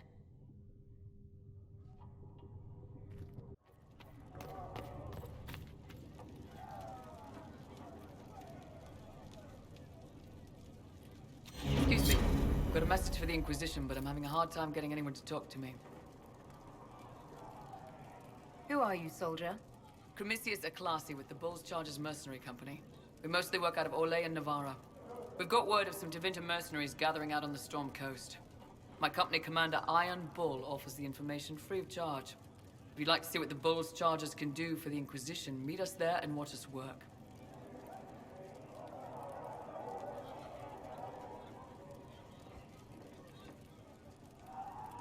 What should I know about your commander? Iron Bull? He's one of those Canari, the big guys with the horns. He leads from the front, he pays well, and he's a lot smarter than the last bastard I worked for. Best of all, he's professional. We accept contracts with whoever makes the first real offer. You're the first time he's gone out of his way to pick a side. What can your Bulls Chargers offer the Inquisition? We're loyal, we're tough, and we don't break contracts. Ask around Val Royeaux. We've got references. Why did your commander send us this information? Iron Bull wants to work for the Inquisition. He thinks you're doing good work.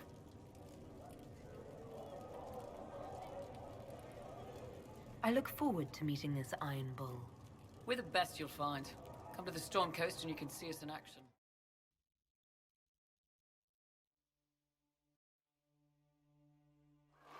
Your worship, for what it's worth, welcome to the Storm Coast.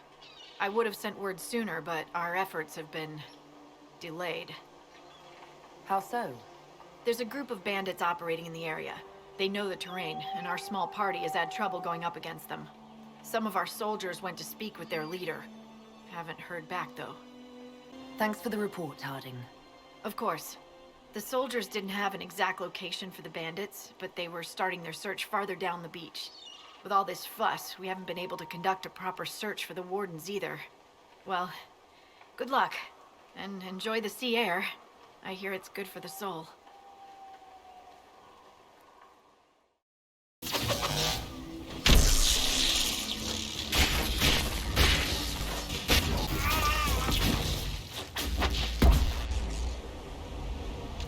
Chargers! Stand down! Krim! How'd we do? 5 or 6 wounded, Chief. No dead. That's what I like to hear. Let the throat cutters finish up, then break out the casks. So, you're with the Inquisition, huh? Glad you could make it. Come on, have a seat. Drinks are coming. Nicely done. I hear you're looking for work. I am. Not before my drink, though.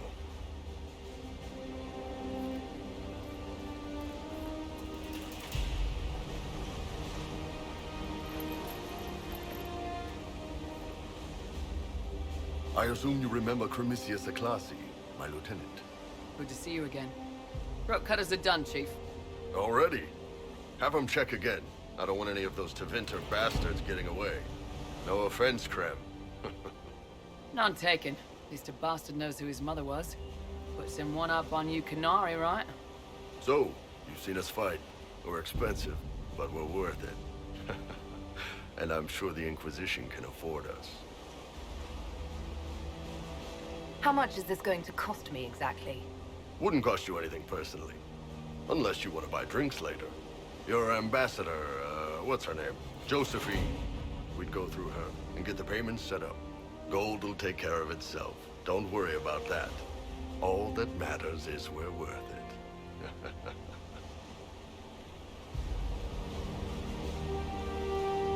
The Chargers seem like an excellent company.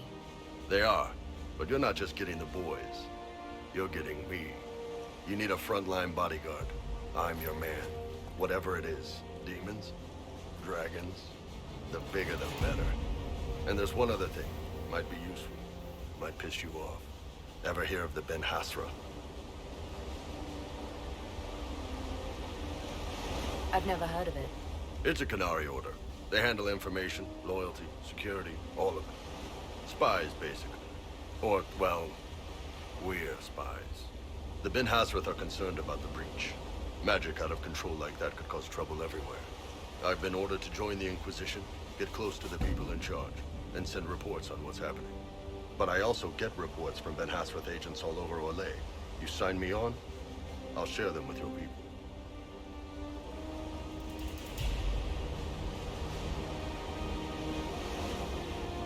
All right, you're in. Excellent. Krem, tell the men to finish drinking on the road. The Chargers just got hired. What about the casks, Chief? We just opened them up with axes. Find some way to seal them. You're Tervinter, right? Try blood magic. We'll meet you back at Haven.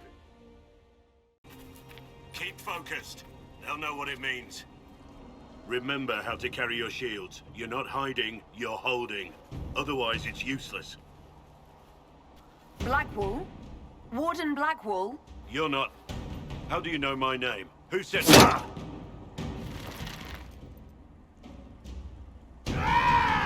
That's it. Help or get out. We're dealing with these idiots first. Conscripts, here they come! Kill them all! Hold the wall there! You're dead, bastard!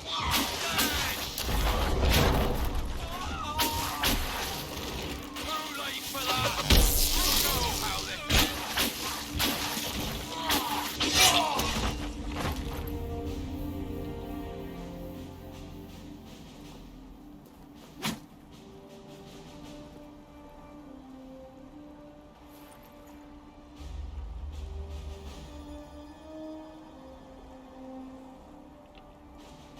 Sorry, bastards.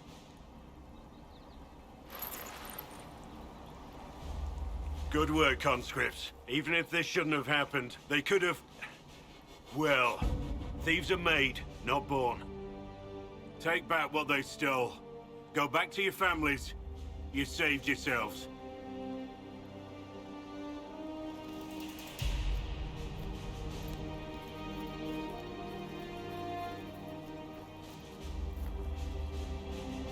You're no farmer. Why do you know my name? Who are you? I know your name because I'm an agent of the Inquisition. I'm investigating whether the disappearance of Wardens has anything to do with the murder of the Divine. Maker's balls. The Wardens and the Divine. That can't... No, you're asking so you don't really know. First off, I didn't know they disappeared. But we do that, right? No more blight, job done. Wardens are the first thing forgotten. But one thing I'll tell you, no Warden killed the Divine. Our purpose isn't political.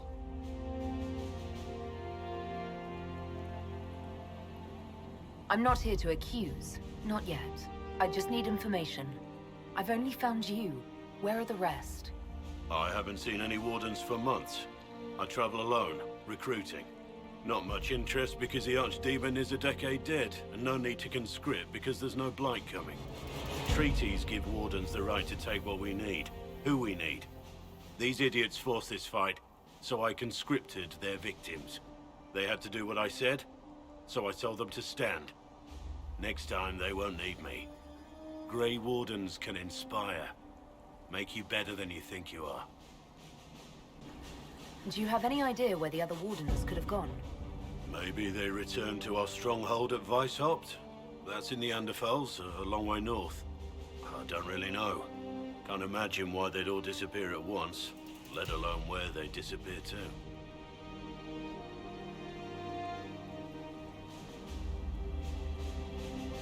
Well, thank you, Warden Blackwall.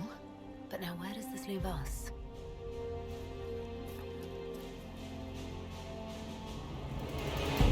Inquisition. Agent, did you say? Hold a moment. The Divine is dead and the sky is torn. Events like these, thinking we're absent is almost as bad as thinking we're involved.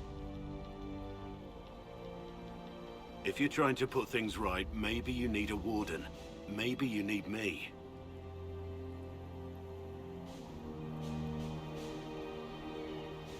Warden Blackwall, the Inquisition accepts your offer. Good to hear. We both need to know what's going on. And perhaps I've been keeping to myself for too long.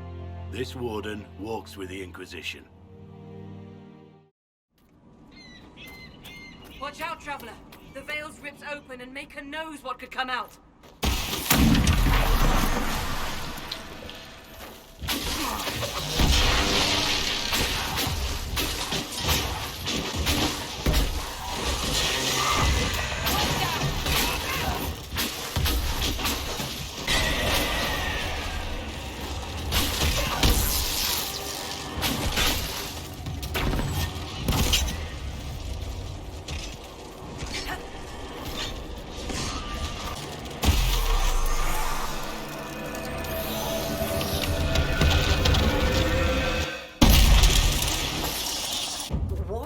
Was that? We don't know what these rifts can do. That one appears to alter the time around it.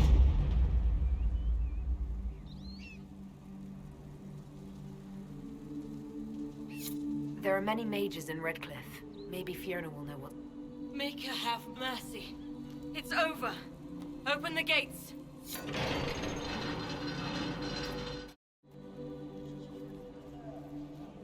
We spread word the Inquisition was coming. But you should know that no one here was expecting us.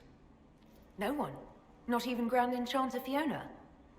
If she was, she hasn't told anyone. We've arranged use of the tavern for the negotiations. Agents of the Inquisition, my apologies. Magister Alexius is in charge now, but hasn't yet arrived. He's expected shortly. You can speak with the former Grand Enchanter in the meantime.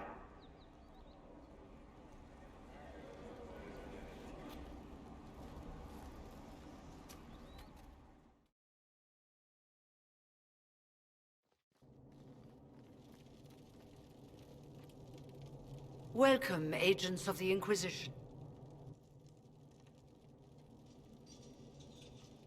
What has brought you to Redcliffe? Is this some sort of test? We're here because you invited us in Val Royeaux. You must be mistaken. I haven't been to Val Royeaux since before the Conclave. Well, that's very strange, because someone who looked exactly like you spoke to me in Val Royeaux. Exactly like me? I suppose it could be magic at work, but why would anyone... Whoever or whatever brought you here? The situation has changed. The Free Mages have already pledged themselves to the service of the Tevinter Imperium. An alliance with Tevinter? Do you not fear all of Thedas turning against you? I understand that you are afraid, but you deserve better than slavery to Tevinter. As one indentured to a Magister, I no longer have the authority to negotiate with you. An alliance with Tevinter is a terrible mistake. All hope of peace died with Justinia. This bargain with Tevinter would not have been my first choice, but we had no choice. We are losing this war. I needed to save as many of my people as I could. Welcome, my friends. I apologize for not greeting you earlier. Agents of the Inquisition, allow me to introduce Magister Girion Alexius. The Southern Mages are under my command. And you are the survivor, yes? The one from the Fade? Interesting. I'd like to know more about this alliance between the rebel mages and the Imperium. Certainly. What specifically do you wish to know? The Grand Enchanter told me she was indentured to a Magister. Our Southern brethren have no legal status in the Imperium. As they were not born citizens of Tevinter, they must work for a period of 10 years before gaining full rights. As their protector, I shall oversee their work for the Imperium. I'm not clear on when exactly you negotiated this arrangement with Fiona. When the Conclave was destroyed, these poor souls faced the brutality of the Templars, who rushed to attack them. It could only be through divine providence that I arrived when I did. It was certainly very timely. What does the Imperium gain from taking rebel mages under its wing? For the moment, the Southern mages are a considerable expense. After they are properly trained, they will join our legion. You said not all my people would be military. There are children, those not suited. And one day I'm sure they will all be productive citizens of the Imperium when their debts are paid. I haven't seen any sign of Redcliffe's Arl or his men. The Arl of Redcliffe left the village. Al Tegan did not abandon his lands during the Blight, even when they were under siege. There were tensions growing. I did not want an incident. I'm here to get mages to close the breach. Right, to business. I understand, of course.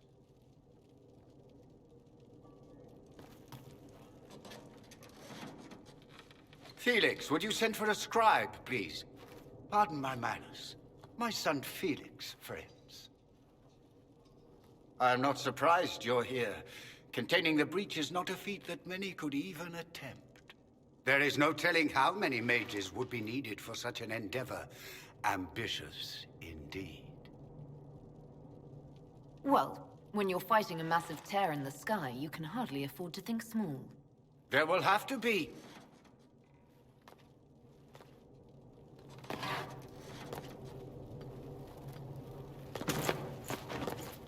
Felix? I'm so sorry. Please forgive my clumsiness, my lady. Are you all right? I'm fine, Father. Come, I'll get your powders. Please excuse me, friends. We will have to continue this another time. Fiona, I require your assistance back at the castle. I don't mean to trouble everyone. I shall send word to the Inquisition. We will conclude this business at a later date.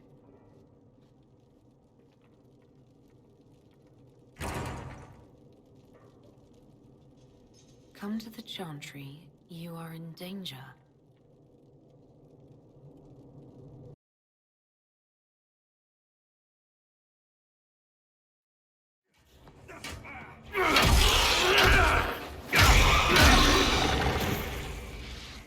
Good. You're finally here. Now help me close this, would you?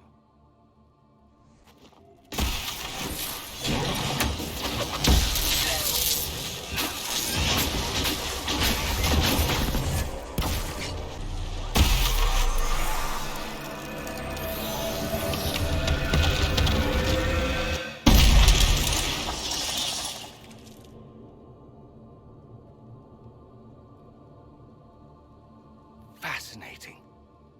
How does that work exactly? You don't even know, do you? You just wiggle your fingers and boom. Rift closes. Who are you? Ah, getting ahead of myself again, I see. Dorian of House Parvus, most recently of Minrathous. How do you do? Another Tevinter. Be cautious with this one. Suspicious friends you have here. Magister Alexius was once my mentor, so my assistance should be valuable, as I'm sure you can imagine. I was expecting Felix to be here. I'm sure he's on his way. He was to give you the note, then meet us here after ditching his father. Alexius couldn't jump to Felix's side fast enough when he pretended to be faint. Is something wrong with him? He's had some lingering illness for months. Felix is an only child, and Alexius is being a mother hen, most likely. Are you a Magister? All right, let's say this once. I'm a mage from Tevinter, but not a member of the Magisterium. I know Southerners use the terms interchangeably, but that only makes you sound like barbarians.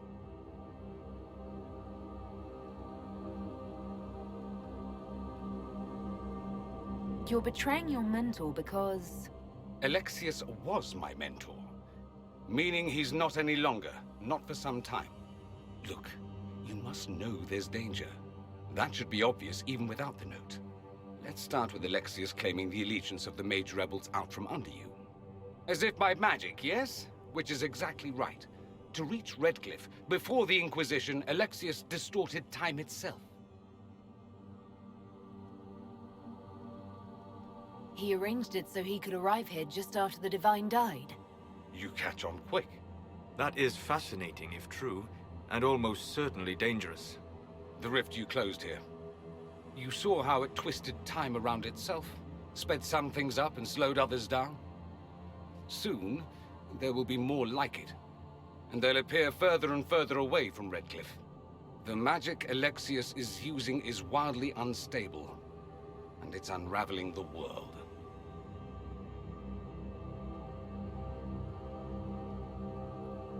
You're asking me to take a lot on faith. I know what I'm talking about. I helped develop this magic. When I was still his apprentice, it was pure theory. Alexius could never get it to work. What I don't understand is why he's doing it, ripping time to shreds just to gain a few hundred lackeys. He didn't do it for them. Took you long enough. Is he getting suspicious? No, but I shouldn't have played the illness card. I thought he'd be fussing over me all day. My father's joined a cult, Tevinter supremacists. They call themselves Venatori. And I can tell you one thing. Whatever he's done for them, he's done it to get to you.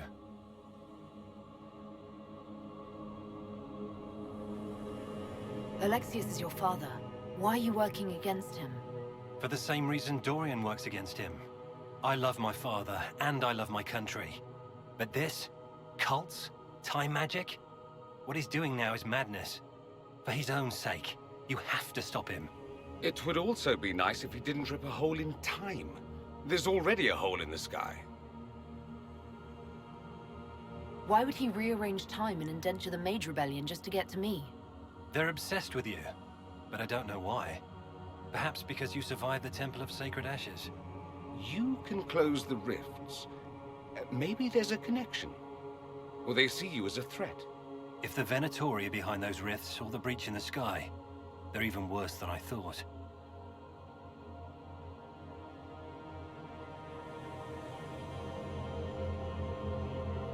Do you have any suggestions? You know you're his target. Expecting the trap is the first step in turning it to your advantage. I can't stay in Redcliffe. Alexius doesn't know I'm here, and I want to keep it that way for now. But whenever you're ready to deal with him, I want to be there. I'll be in touch. Oh, and Felix, try not to get yourself killed. There are worse things than dying, Dorian.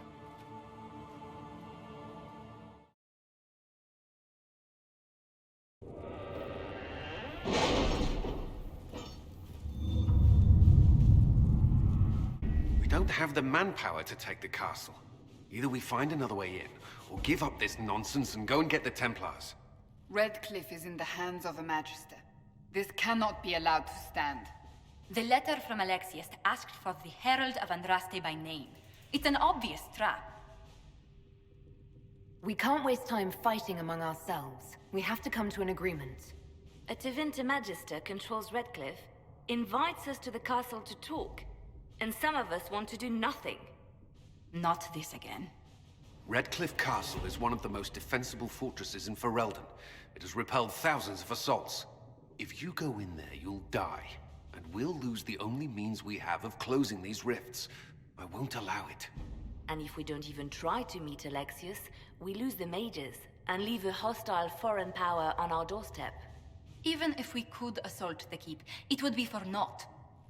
An Orlesian Inquisition's army marching into Ferelden would provoke a war. Our hands are tied. The Magister has outplayed us.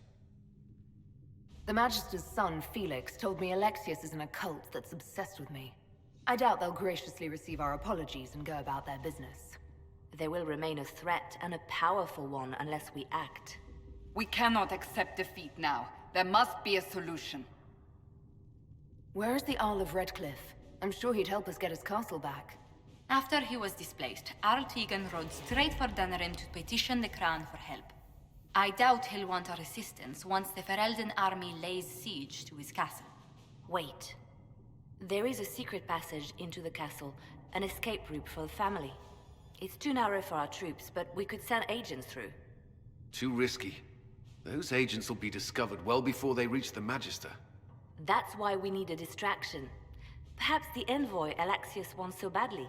While they're focused on Llewellyn, we break the Magister's defenses. It could work, but it's a huge risk. Fortunately, you'll have help. This man says he has information about the Magister and his methods, Commander. Your spies will never get past Alexius's magic without my help. So if you're going after him, I'm coming along. The plan puts you in the most danger. We can't in good conscience order you to do this. We can still go after the Templars if you'd rather not play the bait. It's up to you. So, this is it, huh? Oh no, it's fine, yeah? It's just, I thought it'd be bigger. That would have been hilarious if you were a man, right? Wasted. Anyway, stopping wars should earn more sovereigns than this. Need things back to normal for coins to be flowing again. Another reason the Templars and mages need to be sat down. The Templars and the mages? Most people pick a side. Most people are stupid. But where do you stand on the war? In the frigging middle with everyone else. You know what I hear about mages? Nothing, until one goes all demony. Know what I hear about Templars? Nothing, until they take maybe mages. They're too busy to look up where the real questions are. Is there something else you're looking for? Like, what's behind all this? Maybe. I don't know. First things first, right? I help you, march, arrow, kick. Then people stop being stupid, and everything starts to make sense again. Sound good to you, old-touched Lady Herald? As long as the job gets done, I don't care about the rest. Fact. Spare the frills, just get it all back to normal. Best plan I've heard. Only plan I've heard, really. Everyone up their own arses. Let's get things done.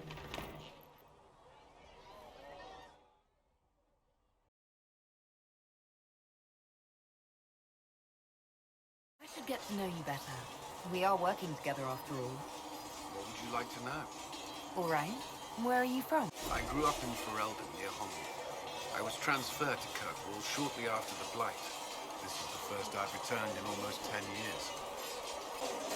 You were in Ferelden during the Blight. Did you fight Darkspawn? No. I was stationed at Ferelden's Circle Tower. The Circle had troubles of its own. I remained there during the Blight. What happened at the Circle Tower? You who survived the Blight have fond memories of that time. I would prefer not to speak here. It seems Blackwall knows nothing about the disappearance of the Grey Wardens. It's a disappointment. I am, however, glad that he is with us, even if he was not what I expected. He seems to be a good man, and his experience will be an asset to the Inquisition. As for the other Wardens, I suppose we will have to keep looking. Make her look at it. So much easier to ignore when it's far away. And to actually walk out of it. To be that close. If I hadn't been saved by the Inquisition soldiers, I don't know what would have happened. Inquisition soldiers? That's not what I've heard. I have to admit, I thought you'd be... Human? Yes. Being up front is better than knife fear. It was a foolish thought. Should have known better than to say anything. It's what you do and how you do it that's important. Just one question then. How do you think you fit in with all this? I just want to help stop the war. Try to put things back in order. A worthy goal, one I'm happy to support. For me, I'll be satisfied so long as we find the bastards that killed the Divine. They owe us some answers. You've never been to a circle, as far as I can tell, yet you're remarkably skilled. Were you self-taught? The Dalish have their own traditions, you know. The Circle isn't the only authority on magic. I have heard about the traditions of magic among the Dalish keepers, but it's all third-hand. In my own experience, nothing is more deadly to a young mage than a lack of knowledge, which makes the current state of things precarious. What do you imagine will happen if the circles are not restored? Do you foresee the Dalish taking us all under their wing? If war is the only solution to injustice, then so be it. Do you tell that to the victims? That their suffering is all the more meaningful because it is for a great cause? I'm sure that makes everything better. Justinia's death has shattered the balance of power in Thedas.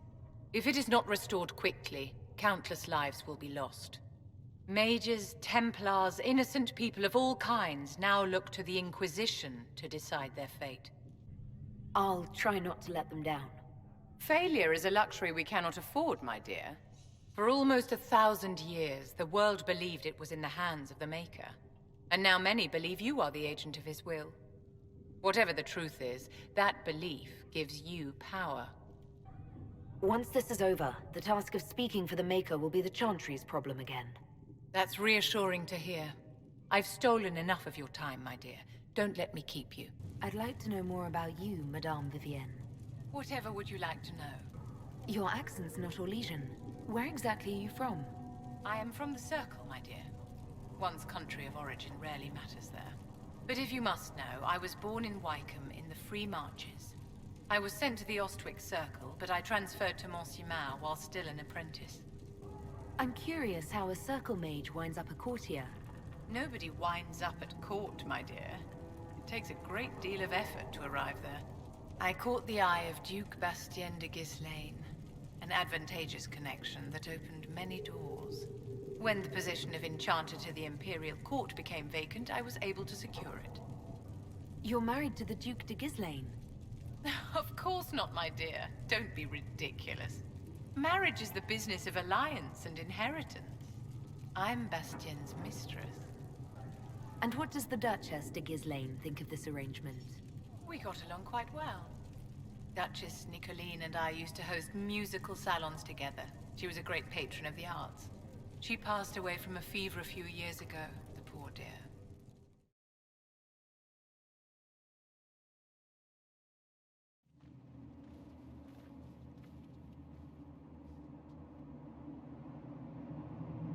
Announce us. The Magister's invitation was for Mistress Llewellyn and no one else. You lot wait here. They have to accompany me. You wouldn't deprive me of my attachés, would you?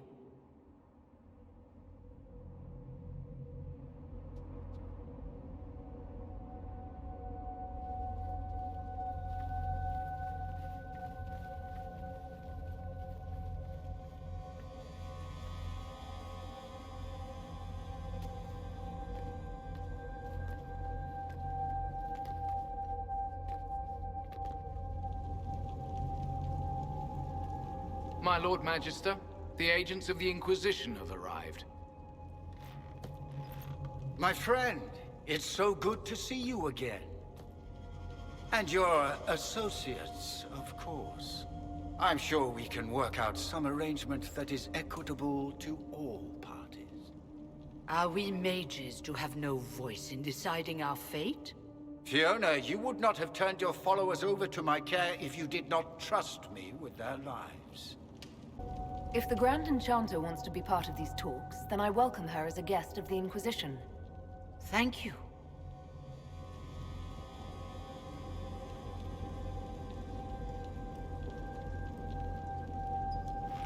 The Inquisition needs mages to close the breach, and I have them. So, what shall you offer in exchange? Don't bother. I know that you invited me here to kill me. If you believe that, I marvel that you chose to come anyway. She knows everything, Father. Felix, what have you done? Your son is concerned that you're involved in something terrible. So speaks the thief. Do you think you can turn my son against me? You walk into my stronghold with your stolen mark, a gift you don't even understand, and think you're in control. You're nothing but a mistake. What do you know about the Divine's death? It was the Elder One's moment, and you were unworthy even to stand in his presence. Father, listen to yourself. Do you know what you sound like? He sounds exactly like the sort of villainous cliché everyone expects us to be. Dorian, I gave you a chance to be a part of this. You turned me down. The Elder One has power you would not believe. He will raise the Imperium from its own ashes. Blah, blah. My cult is better than yours. I've heard it 1,000 times. Well, you know, it's a chance for the Imperium to really one-up that whole starting the Blight thing. He will make the world bow to mages once more. We will rule from the Boric Ocean to the frozen seas. You can't involve my people in this. Alexius, this is exactly what you and I talked about never wanting to happen. Why would you support this? Stop it, Father. Give up the Venatori. Let the Southern Mages fight the breach, and let's go home. No, it's the only way, Felix. He can save you. Save me? There is a way. The Elder One promised, if I undo the mistake at the temple. I'm going to die. You need to accept that. Seize them, Venatori. The Elder One demands this woman's life.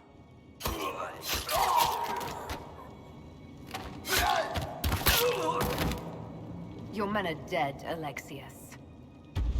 You are a mistake. You should never have existed.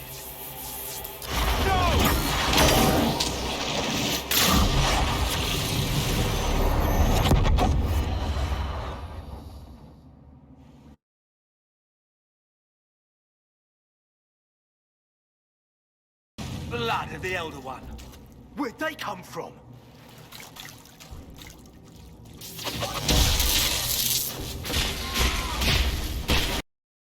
Displacement. Interesting. It's probably not what Alexius intended. The rift must have moved us to what? The closest confluence of arcane energy? The last thing I remember, we were in the castle hall. Let's see. If we're still in the castle, it isn't. Oh, of course, it's not simply where, it's when. Alexius used the amulet as a focus. It moved us through time. That doesn't sound good. It sounds terrible. Depending on when we are and what happened while we were away. Let's look around, see where the rift took us. Then we can figure out how to get back. If we can. There were others in the hall. Could they have been drawn through the rift? I doubt it was large enough to bring the whole room through. Alexius wouldn't risk catching himself or Felix in it. They're probably still where and when we left them. In some sense, anyway.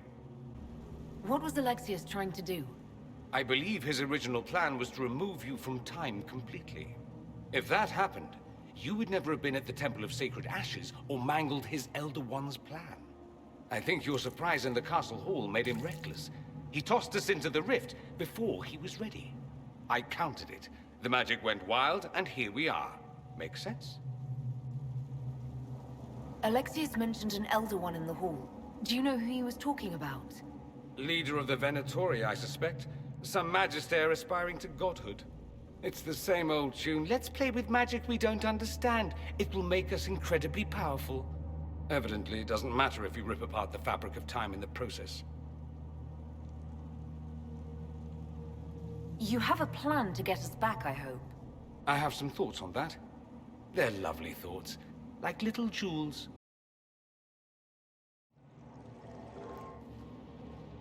You've returned to us. Can it be? Has Andraste given us another chance? Maker, forgive me. I failed you. I failed everyone. The end must truly be upon us if the dead return to life. We're going to kill Alexius. Come with us. I don't understand. What use is there in fighting him now? Alexius sent us forward in time. If we find him, we may be able to return to the present. Go back in time? Then, can you make it so that none of this ever took place? And I'll make sure Alexius suffers for his crimes. Alexius's master.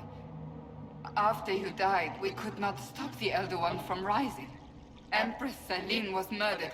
The army that swept in afterwards, it was a horde of demons. Nothing stopped them.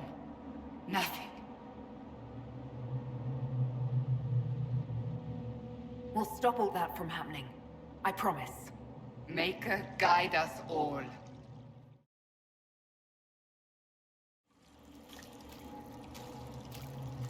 No, no, no. You can't be here. You're dead and they don't come back. I'm not dead, Sarah. There's nothing to be afraid of. I can believe some demon or whatever. Oh, for the love of... No one's dead. Alexius used time magic. Talk sense or shut it. I can't think about him. Look, you can stay here or come with us to fight Alexius. Fight him? We tried, yeah? He got demons, gods, and... I've got a bow.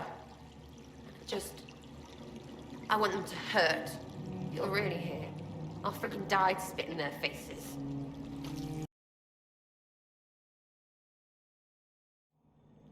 You're alive. I saw you disappear into the rift. I don't understand. What's happened to you? Red Lyrium. It's a disease. The longer you're near it, eventually you become this. Then they mine your corpse for more. Can you tell us the date? It's very important. Harvest Mia. 942 Dragon. 942? Then we've missed an entire year.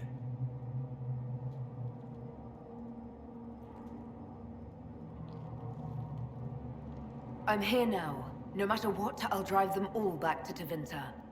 Not Tevinter. Alexius serves the Elder One, more powerful than the Maker.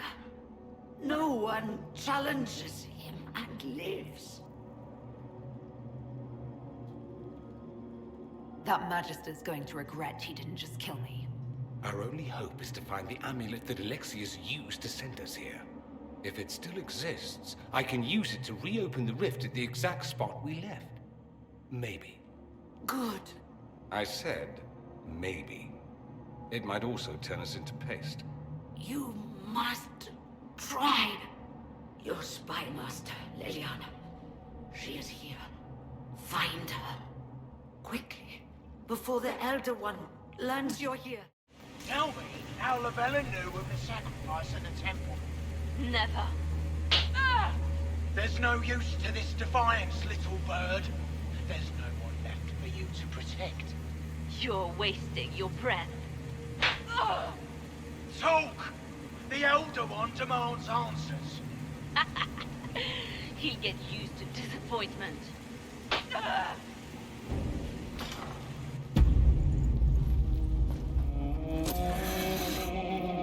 You will break. I will die first. Or you will.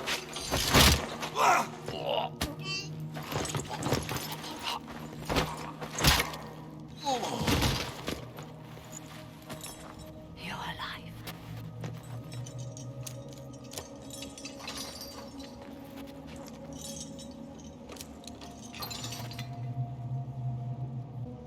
We never died in the first place. Alexius miscalculated. Then it will be his last mistake. Do you have weapons? Good. The Magister's probably in his chambers. You aren't curious how we got here? No. Alexius sent us into the future. This, his victory, his Elder One, it was never meant to be. I need to find Alexius and reverse the spell. If we can get back to our present time, we can prevent this future from ever happening. And mages always wonder why people fear them. No one should have this power. It's dangerous and unpredictable. Before the breach, nothing we did. Enough. This is all pretend to you. Some future you hope will never exist. I suffered. The whole world suffered. It was real.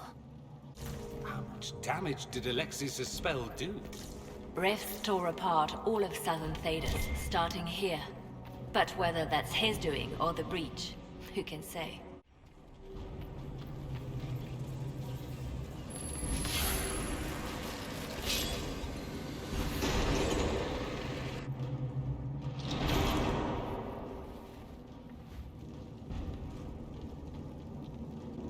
Alexius, it's time to answer for your crimes.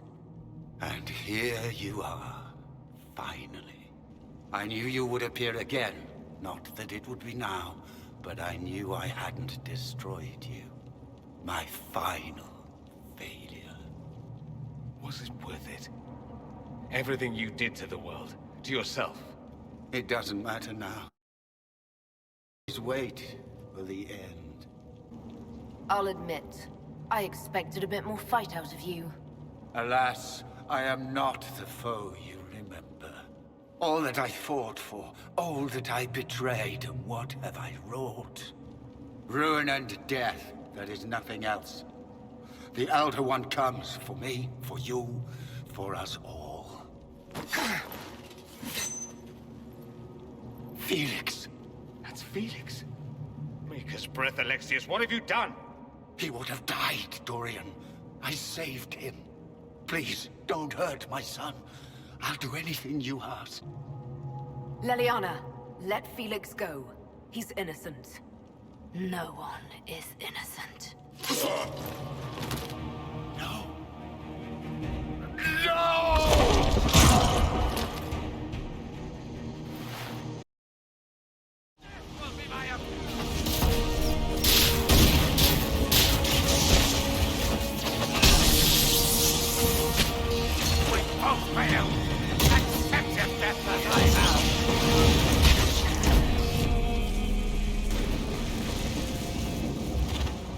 He wanted to die, didn't he?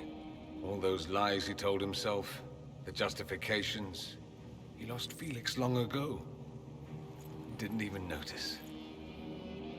Oh, Alexius.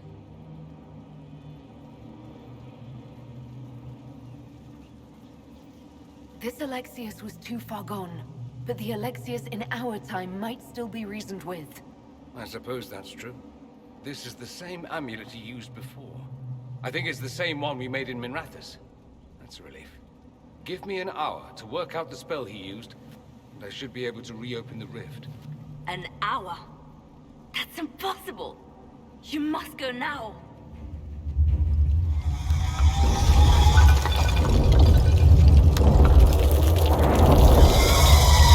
The Elder One. Frick. That's how they won. How it won.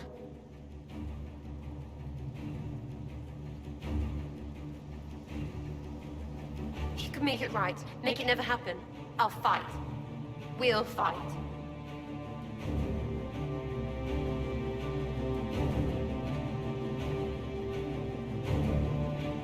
No, I won't let you commit suicide. Look at us. We're already dead. The only way we live is if this day never comes. Cast your spell. You have as much time as I have hours.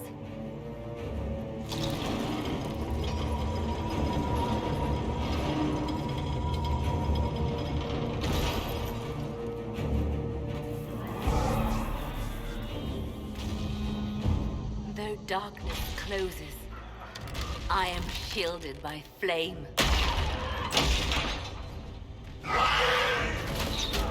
Andraste, guide me. Maker, take me to your side.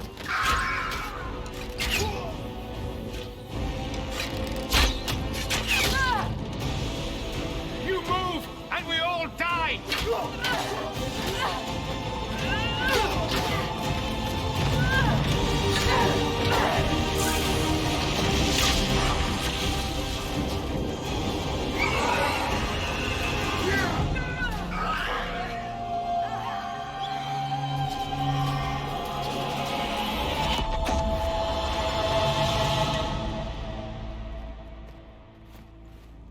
You'll have to do better than that.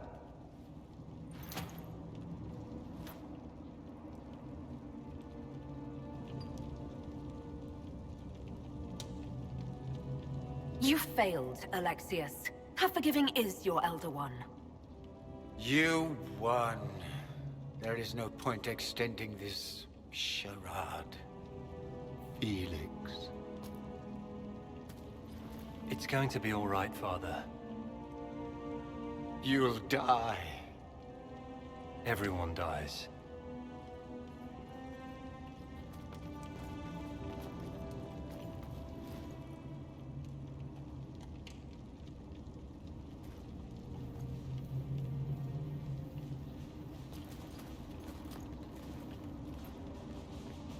Well, I'm glad that's over with.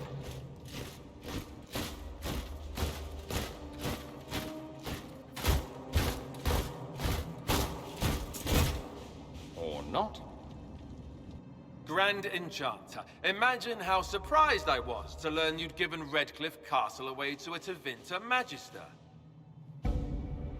King Alistair.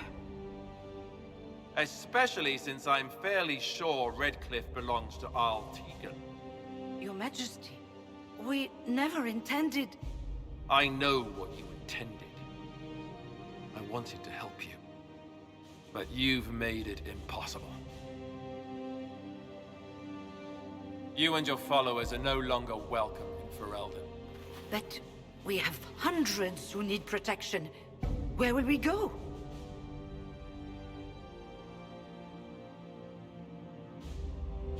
The Inquisition might be willing to take in the mages. And what are the terms of this arrangement? Hopefully better than what Alexius gave you. The Inquisition is better than that, yes? I know you are a mage, but consider how these rebels have acted. They must be conscripted, not coddled. After this, stick them up a tower. It seems we have little choice but to accept whatever you offer.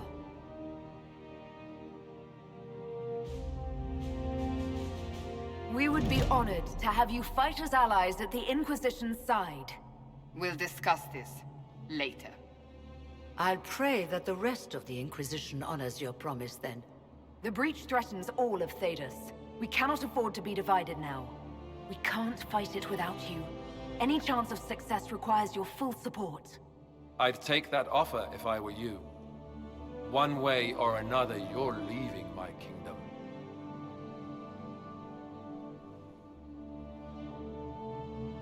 We accept. It would be madness not to. I will gather my people and ready them for the journey to Haven. The breach will be closed. You will not regret giving us this chance.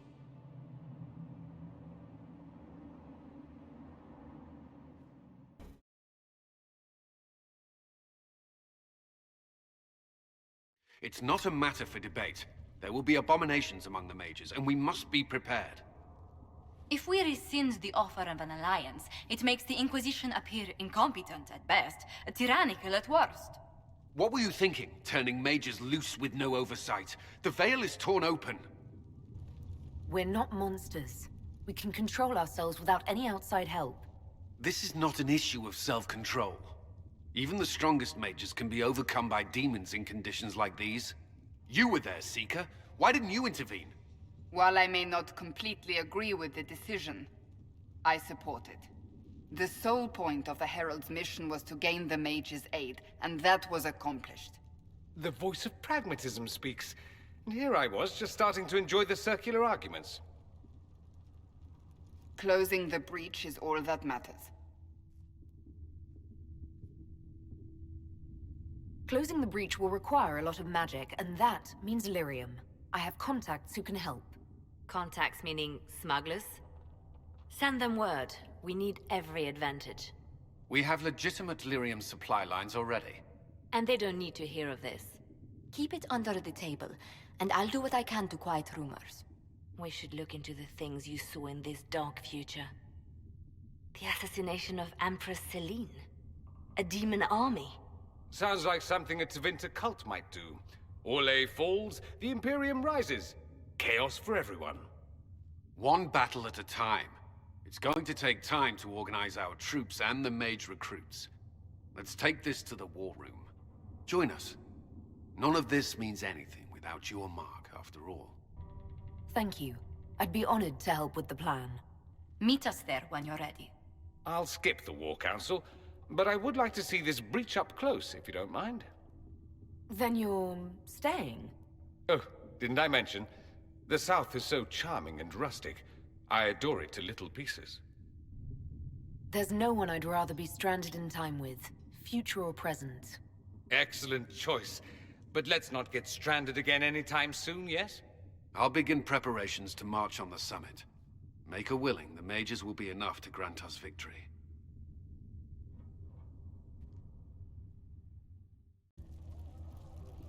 I'll take my leave. Good day. Who is she, Ambassador? A merchant. I thought we should reach out to the dwarves to secure lyrium for the Inquisition's mages. According to Lady Corpin, it raised the ire of the Chantry. How? Access to lyrium makes us rather more formidable than I anticipated. We are becoming a challenge. Sadly, the remaining Grand Clerics appear to be consolidating the Chantry's power, instead of comforting the masses. The Chantry should be a place of hope, not another group scrambling for answers. That must be its strength again. The Chants did much to bridge nations. Little but the Chantry ties Orlais, Nevarra, Ferelden, Antiva, and even Rivain to a common cause. Has the Chantry truly promoted such peace? Andraste's chant is familiar across kingdoms, a source of many shared customs. That is the crucial point. Common ground is the start of all negotiations. Are you sure? Families often fight the hardest. Having grown up among four siblings, I concede your point. I found, however, that the only time two parties cannot negotiate is when they cease to speak. We must learn to think beyond our own wants, to secure peace in Thedas. Planning to steer the history of the world, Ambassador Montillier? I believe the Inquisition is already charting that course. Which brings me to a question, if you have a moment. The remaining Grand Clerics sent a missive inquiring about the events at the Temple of Sacred Ashes. They demand to know whether the Inquisition officially claims that Andraste saved you from the breach. If it were up to you, how would you reply? Will my answer change your reply to the Chantry? If Leliana, Cassandra, Cullen, and I could agree on our official stance, I could answer that. We should decide soon. The revered mothers don't seem to know what to make of you. I'd tell the Chantry that Andraste herself shielded me from harm. I'd truly like to hear the debates that would raise in Val Royeaux. Thank you for your thoughts. A good day to you. If Fiona and her malcontents are joining us as allies, we need to be prepared. Abominations are inevitable. Cullen doesn't have enough Templars to handle incidents. Some of the rank and file need to be trained. The last thing we need are abominations running amok. It's good to see someone with an understanding of the situation. I'll have a word with Cullen. We are reliant on his people, absolutely. There has never been a greater threat to mages than the breach. Until it is closed, no one is safe. If you're seeing demons everywhere, do you believe you're a risk? Do you believe I am? We are a risk, darling. Better to know it and use caution. Magic is dangerous, just as fire is dangerous. Anyone who forgets this truth gets burned. You're preaching to the choir, Vivian. Tell me something. You told me that you'd see the Chantry restored. What about the Circle? The Circle has to be restored if we want to keep the peace. That's comforting to hear, but you'll find opposition to the idea even among friends. It's something to consider, my dear.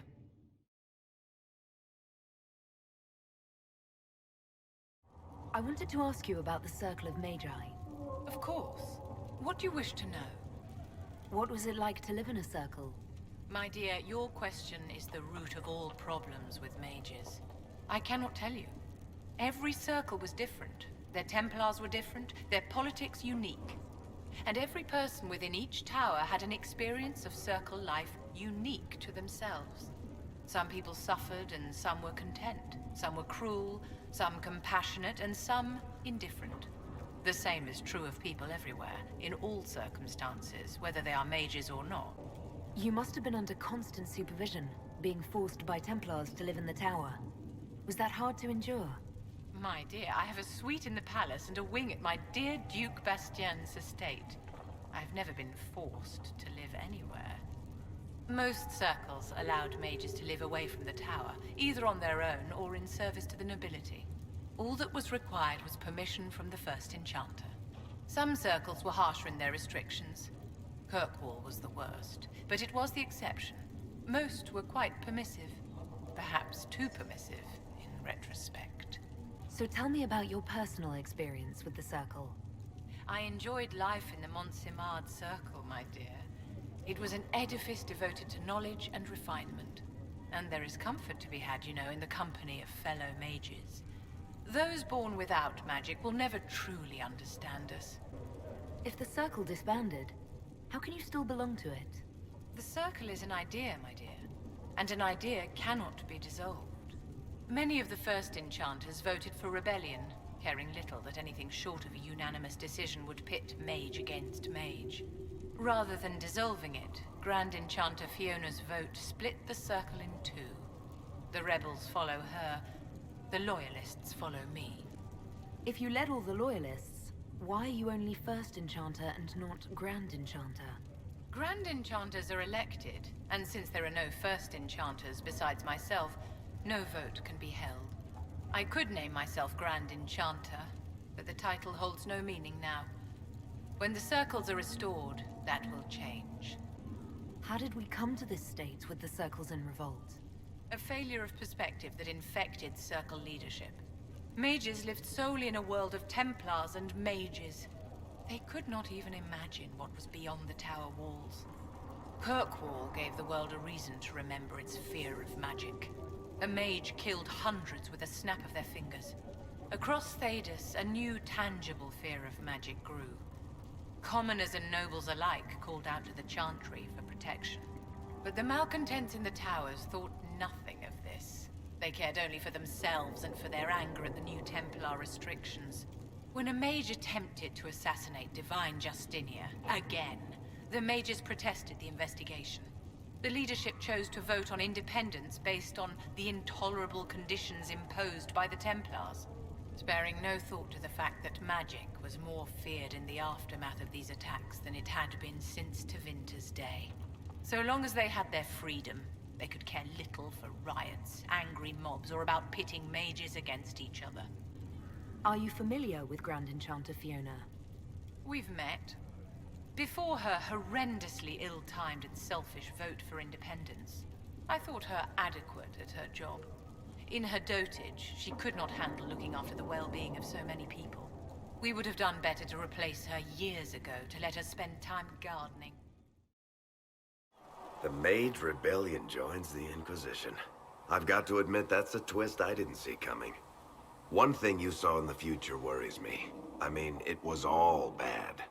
But red lyrium and Ferelden, infecting people and growing out of them, that's bad. Finding more of it really punches a hole in my red lyrium at the temple was a coincidence theory. How long does it take for red lyrium to grow? How fast can it spread? It took years to infect people in Kirkwall, but no one there was actually ingesting the stuff. This Elder One managed to take the worst thing I can think of and make it worse. That's an accomplishment. We can't leave a single piece of that lyrium out in the wild. I'm with you on that. I've got people trying to find out where the red stuff came from. I think maybe we should make that a priority. But that's enough doom and gloom.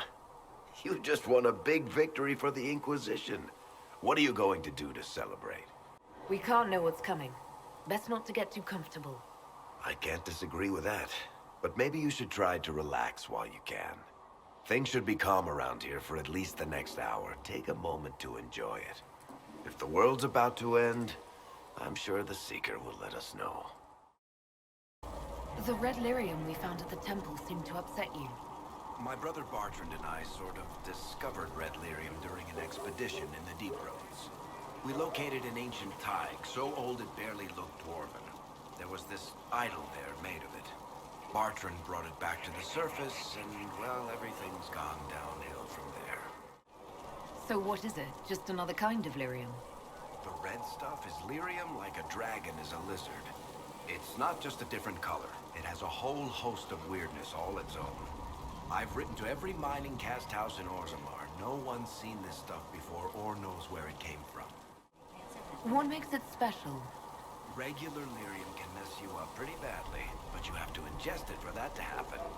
Red lyrium messes with your mind when you're just near the stuff. You hear singing, get violent, paranoid, and then it does creepy shit. Makes things float, brings statues to life. I've had a few alchemists studying it in Kirkwall, in shifts. Why do you have red lyrium? My brother kept a sliver when he sold it. I'm pretty sure he held on to it because it was already talking to him. That little shard drove him mad. I had him taken to a sanitarium and eventually found the fragment in his house. We brought the shit to the surface, Bartrand and I wanted to find out if there was a way to shut it up. So far, it looks like the answer is no. The mages are ready to approach the breach. I pray this will be enough to close it. You weren't happy with how I brought in the mages. Do you have a problem with me as well? Of course not. I have no intention of endangering your alliance, but I must ensure the safety of those here. That concern extends to the mages. They are putting themselves at risk for the Inquisition, as are you. Any precautions taken are meant to aid you, nothing more. I hope you will accept them as such.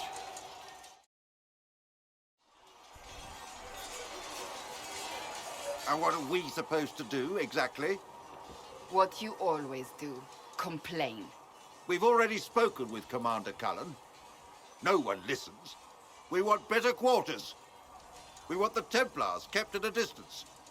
And some respect for... This is not the Circle. You mages are our allies, not our wards. Act like it. How are we supposed to... Deal with it.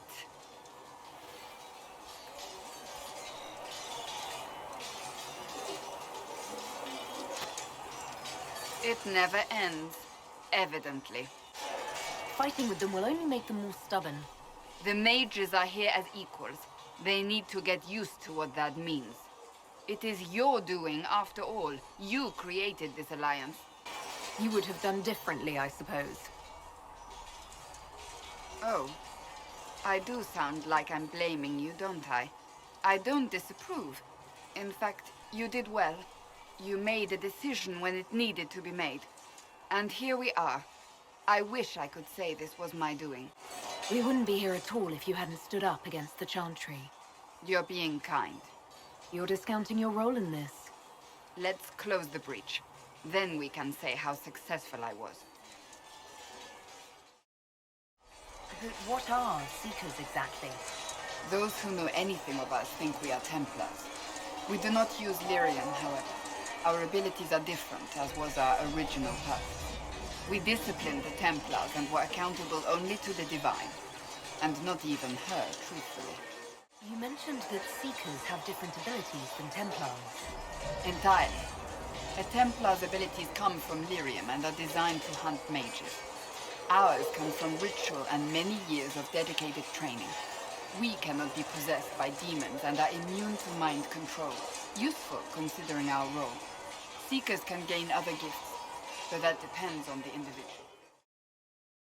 I want to hear more about you. Compared to yours, my life will seem dull indeed. Why did you join the Wardens? Because they remember honor and sacrifice. Words that have little meaning to the rest of us. Because they lay down their lives for those they have sworn to protect. We all need to believe there are such men in the world. I needed to believe I could be one of them. What did you do before you became a Warden? I was a soldier, a nobody trained to wield a sword and follow orders. I grew weary of fighting other men's wars. So you became a Warden? More or less.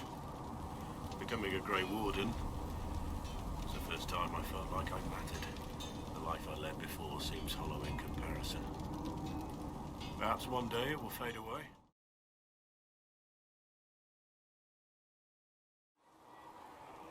The Inquisition supports free mages. What's next? Elves running Hallamsharal? Cows milking farmers? There was no other choice. Oh, there were definitely other choices. You picked the one that'll shock the children. I do wonder if you've considered what this support of yours will do. For mages in general, I mean. The Inquisition is seen as an authority. You've given southern mages license to, well, be like mages back home. If that means they're anything like you, I approve. Ha! There aren't many mages back home like me. I'd believe that. I never fit in.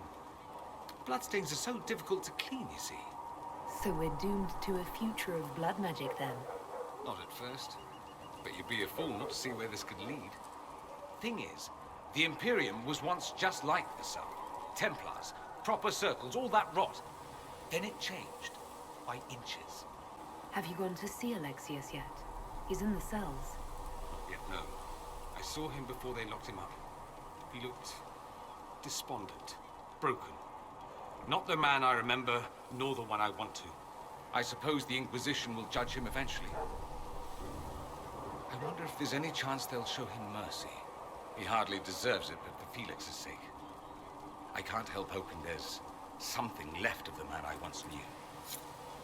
We don't have Dalish clans coming northward, for obvious reasons. So I've never met one of your people before, although I've heard about them. A little.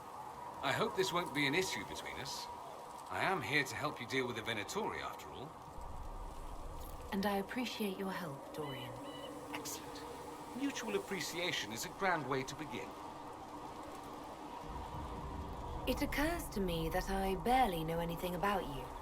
Beyond my being a mage from Tevinter, you mean? Beyond that, yes. And beyond my being so charming and well-dressed, which is obvious to anyone. I'm well aware of your finer qualities. Believe me. Of course you are. You're a discerning and intelligent woman, after all. Now, what was I talking about? Ah, yes, me. I am the scion of House Parvis, a product of generations of careful breeding and the repository of its hopes and dreams. Naturally, I despised it all. The lies, the scheming, the illusions of supremacy. That's Tevinter in a nutshell, isn't it? Needless to say, my family was not happy with my choices. Why would your family be upset with your choices? Because I rejected their idyllic plan. If they had their way, by now I'd be married to some unlucky girl from a powerful family. We'd live in luxurious despair, despising each other as I waited to take my father's place in the magisterium. I declined the honor, and thus it's best I'm far from home. Less of an embarrassment that way, you see. I'm getting the impression that you don't care much for your homeland. On the contrary, I care for my homeland a great deal. There's so much potential. Sadly, we squander it. We refuse to acknowledge how far we've fallen because pretending is easier. We pretend the Qunari can be beaten. We pretend that we're superior to everyone, even our own people. Not everyone feels that way. I don't. Sadly, we're the minority. It just seems... So much of what you say about the Imperium is entirely negative. It might sound that way. For all our faults, my people have many virtues. We are laden with history and culture. Tevinter is where Thedas truly began, remember? We treasure our past and preserve it. You can walk down a side street and find nothing built during the modern ages. And despite appearances, we care. Deeply. About everything. We have no reserve, not in war and not in love. If I truly believed my homeland was beyond all hope, I wouldn't miss it so much.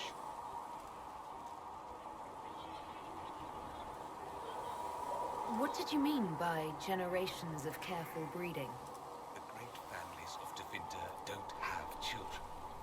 They refine traits, weed out the undesirable, and promote the rest. My mother was chosen for my father because magic runs strongly in her blood. Never mind that they loathed each other. They wanted a son who could become Archon to make House Parvis the envy of the Imperium. They got me. A cautionary tale that you should be careful what you wish for. Why remain with the Inquisition? Why not go back to Tevinter? I'm not exactly welcome back home. Not that it matters. I'm quite accustomed to being a pariah. It adds to my charm.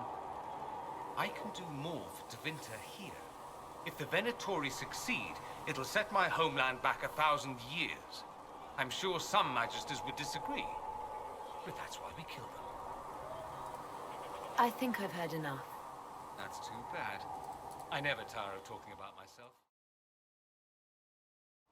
So we have gained the mages. Excellent. They should be able to seal the breach. You are certain you experienced time travel. Could it have been an illusion? A trick of the Fade? I've been to the Fade before. I'd know it. Point taken. What an amazing gift. It is vital the Inquisition succeed to avoid the future you witness. Most people have trouble wrapping their heads around the idea. I'm not most people. I appreciate you talking with me about it, and not being most people. If you wish me to speak of Elysian fashion, I may be at a loss. Magical surprises I can handle. Speaking of which, you should ready yourself. For? This Elder One. You have now interfered with his plans twice. Once at the Temple of Sacred Ashes, and now again at Redcliffe. A being who aspires to godhood is unlikely to ignore such an affront. The best of the mages are ready, Herald.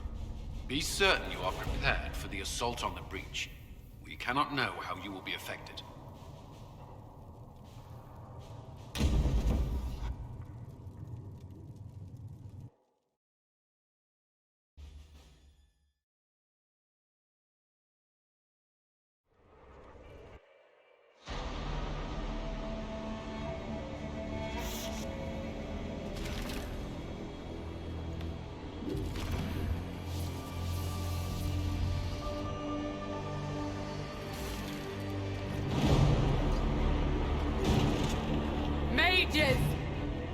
Focus past the Herald.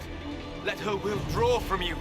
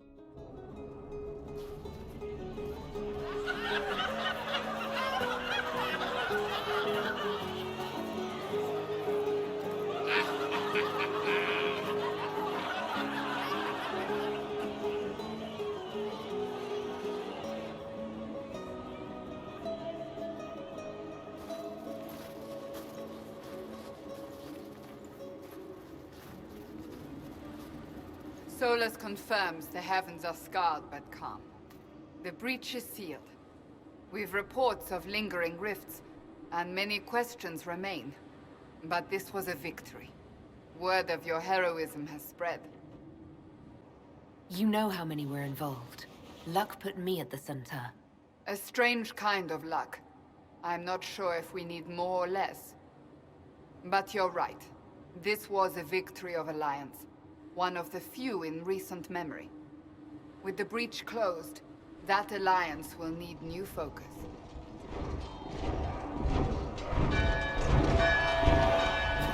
Forces approaching! To arms!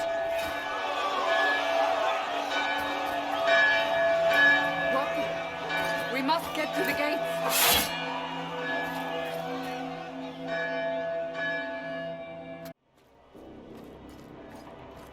Cullen? One watchguard reporting. It's a massive force, the bulk over the mountain. Under what banner? None. None?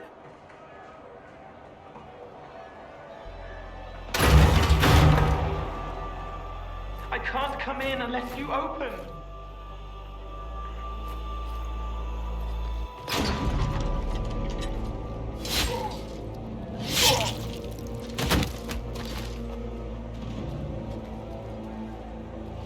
I'm Cole. I came to warn you, to help. People are coming to hurt you. You probably already know. What is this? What's going on? The Templars come to kill you. Templars? Is this the Order's response to our talks with the mages, attacking blindly? The Red Templars went to the Elder One. You know him, he knows you. You took his mages. There. I know that man. This Elder One.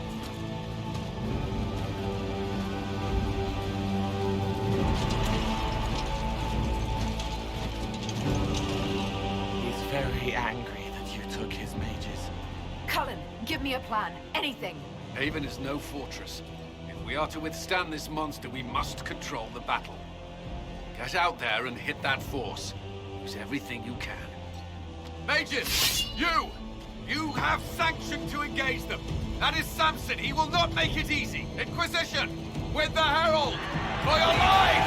For all of us! Keep them back! We're ready to fire!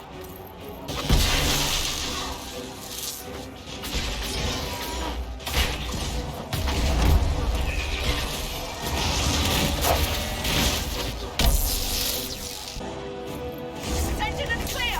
Fire! They felt that. We'll reload. You get to the other trebuchet. It isn't firing.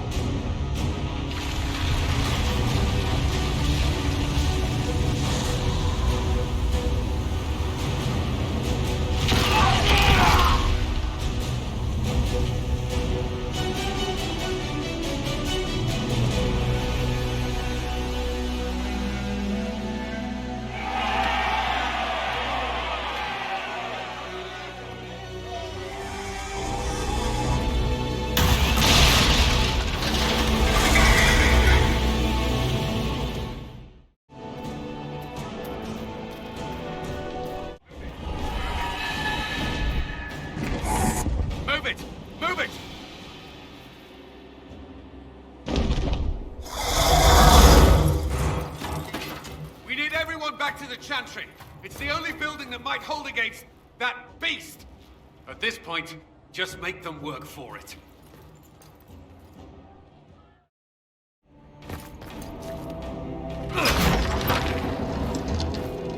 Move! Keep going! The Chantry is your shelter!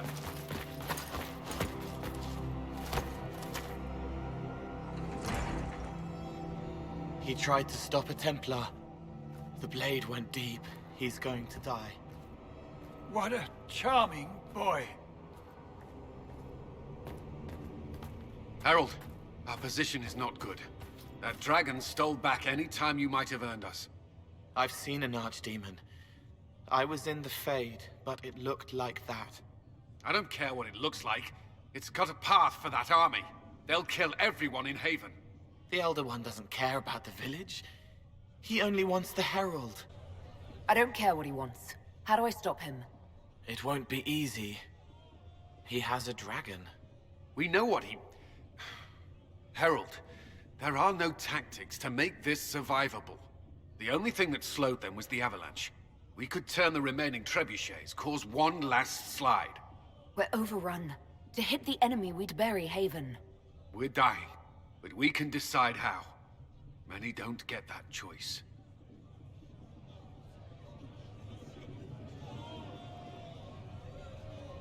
Yes, that. Chancellor Roderick can help. He wants to say it before he dies. There is a path. You wouldn't know it unless you'd made the summer pilgrimage, as I have. The people can escape. She must have shown me. Or Andraste must have shown me so I could tell you. What are you on about, Roderick? It was whim that I walked the path. I did not mean to start. It was overgrown. Now, with so many in the Conclave dead, to be the only one who remembers... I don't know, Harold.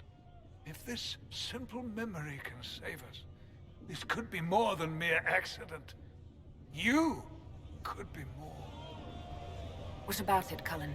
Will it work? Possibly, if he shows us the path. But what of your escape?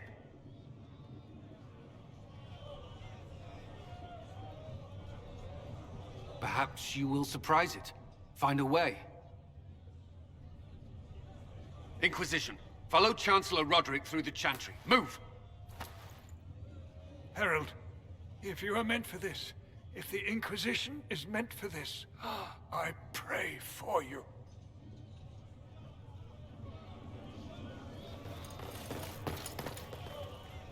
They'll load the trebuchets. Keep the Elder One's attention until we're above the tree line. If we are to have a chance, if you are to have a chance, let that thing hear you.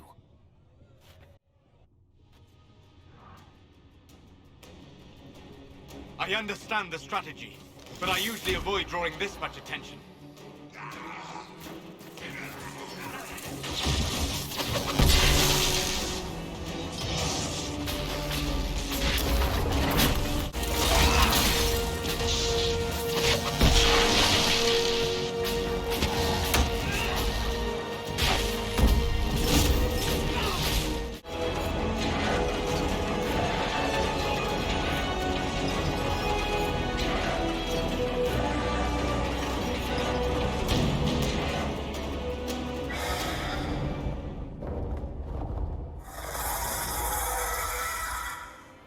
Move!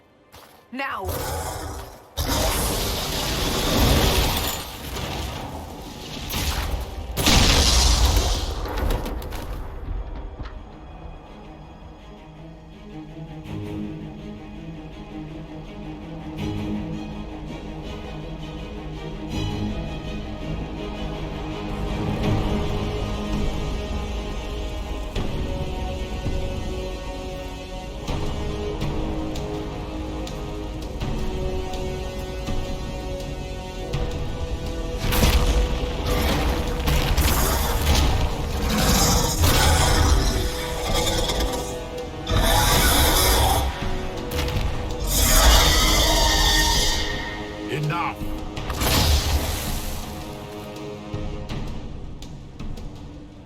Pretender, you toy with forces beyond your ken. No more. Whatever you are, I'm not afraid. Words mortals often hurl at the darkness. Once they were mine, they are always lies. Know me. Know what you have pretended to be. Exalt the Elder One. The will that is Corypheus. You will kneel. You'll get nothing out of me! You will resist. You will always resist. It matters not. I am here to anchor. The process of removing it begins now.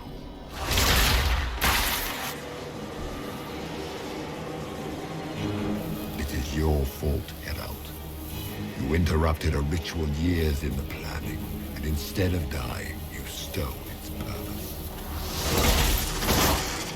I do not know how you survived, but what marks you as touched, what you flail at rifts, I crafted to assault the very heavens.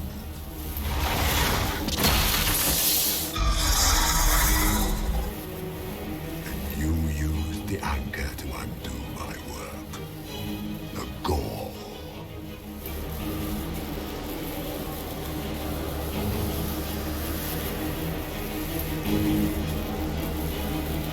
What is this thing meant to do? It is meant to bring certainty where there is none. For you, the certainty that I would always come for it. I once breached the Fade in the name of another to serve the old gods of the Empire in person. I found only chaos and corruption, dead whispers. For 1,000 years I was confused, no more. I have gathered the will to return under no name but my own, to champion withered Tevinter and correct this blighted world.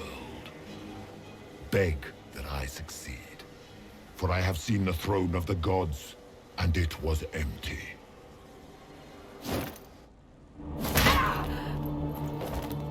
The anchor is permanent. You have spoilt it with your stumbling.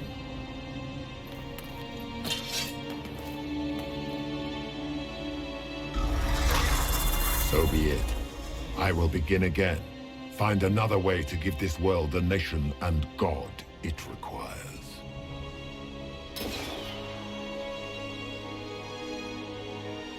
And you, I will not suffer even an unknowing rival. You must die.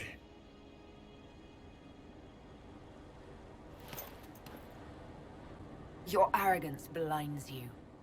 Good to know. If I'm dying, it's not today!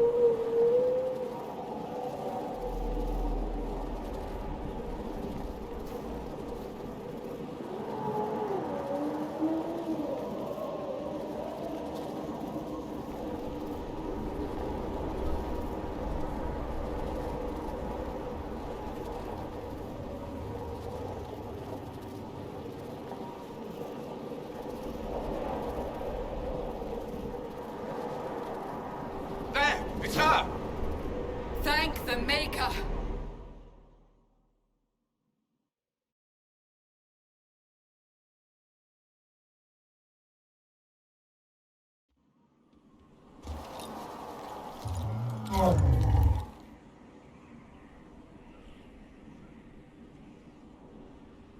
What would you have me tell them? This isn't what we asked them to do. We cannot simply ignore this. We must find a way. And who put you in charge? We need a consensus or we have nothing. Please, we must use reason. Without the infrastructure of the Inquisition, we're hobbled. I can't come from nowhere. She didn't say it could. Enough! This is getting us nowhere. Well, we're agreed on that much. Shh. You need rest. They've been at it for hours. They have that luxury thanks to you. The enemy could not follow, and with time to doubt, we turn to blame. Infighting may threaten as much as this Corypheus. Do we know where Corypheus and his forces are? We are not sure where we are, which may be why, despite the numbers he still commands, there is no sign of him. That, or you are believed dead. Or without Haven, we are thought helpless. Or he girds for another attack. I cannot claim to know the mind of that creature, only his effect on us. The only thing yelling gets us is a headache. Another headache. They know. But our situation, your situation, is complicated. Our leaders struggle because of what we survivors witnessed. We saw our defender stand and fall. And now we have seen her return. The more the enemy is beyond us, the more miraculous your actions appear. And the more our trials seem ordained. That is hard to accept, no? What we have been called to endure. What we perhaps must come to believe. I escaped the avalanche.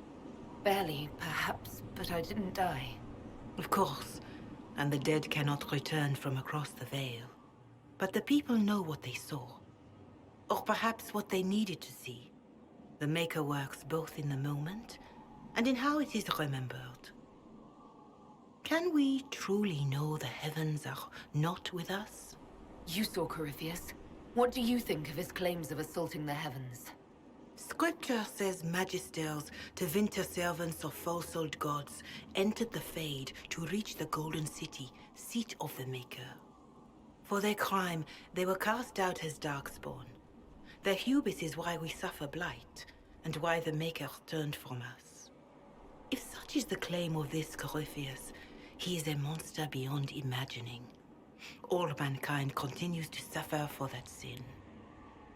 If even a shred of it is true, all the more reason Andraste would choose someone to rise against him. Corypheus said he found only corruption and emptiness. Nothing golden. If he entered that place, it has changed him without and within. The living are not meant to make that journey. Perhaps these are lies he must tell himself, rather than accept that he earned the scorn of the Maker. I know I could not bear such. Mother Giselle, I just don't see how what I believe matters. Lies or not, Corypheus is a real physical threat. We can't match that with hope alone.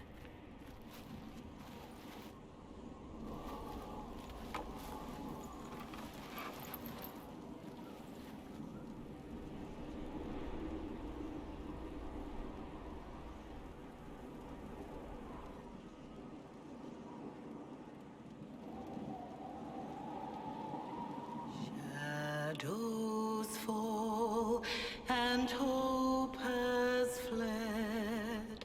Still your heart, the dawn will come. The night is long and the path is dark. Look to the sky, for one day soon the dawn will come. The shepherd's lost, and his home is far. Keep to the stars, the dawn will come. The night is long, and the path is dark. Look to the sky, for one day soon the dawn will come. There your lake and raise it high.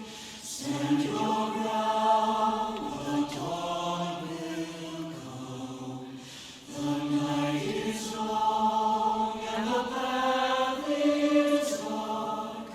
Look to the sky, for one day soon the dawn will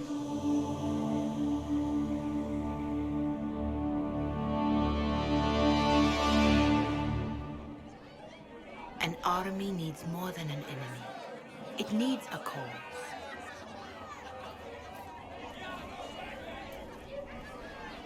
A word.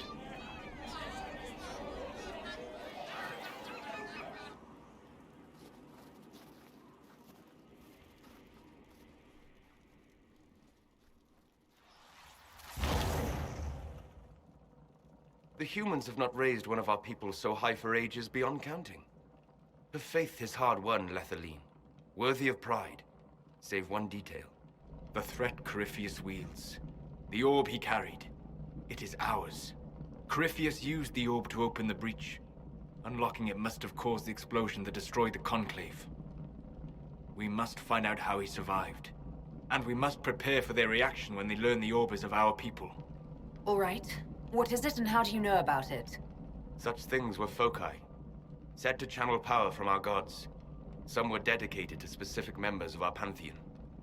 All that remains are references in ruins. and faint visions of memory in the Fade, echoes of a dead empire. But however Corypheus came to it, the orb is elven, and with it, he threatens the heart of human faith. Their blame won't matter if we can't get out of this wilderness. That is the immediate problem. And it offers a solution that may secure your place in their hearts. You saved them at Haven. Perhaps you can again.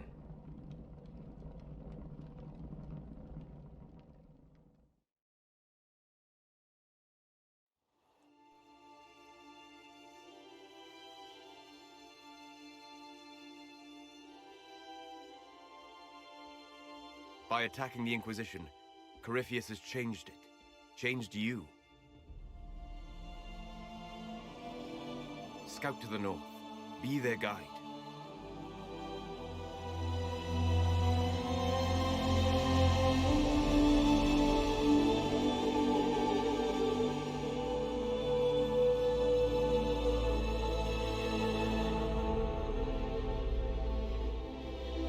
There is a place that waits for a force to hold it. There is a place where the Inquisition can build, grow.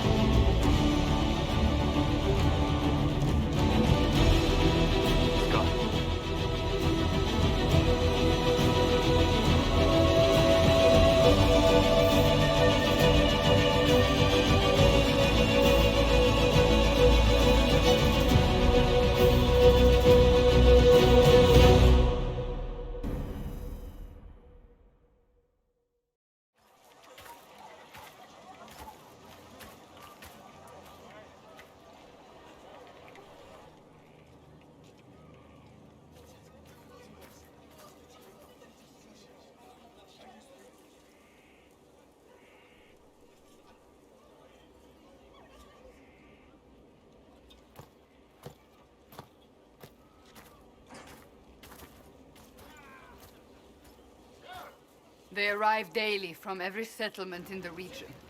Skyhold is becoming a pilgrimage.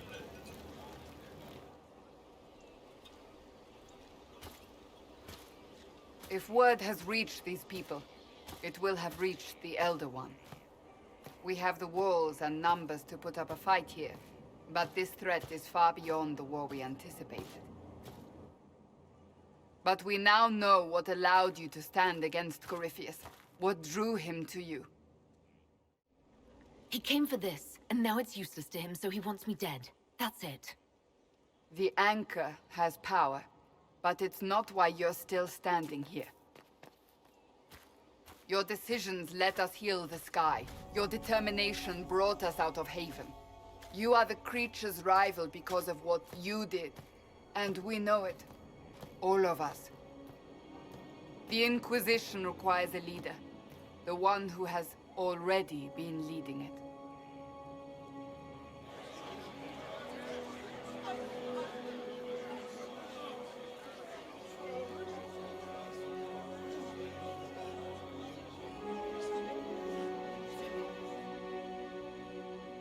You. You're offering this to an elf? Are you quite sure you know what you're doing? I would be terrified handing this power to anyone. But I believe it is the only way. They'll follow you. To them, being an elf shows how far you've risen, how it must have been by Andraste's hand. What it means to you, how you lead us, that is for you alone to determine.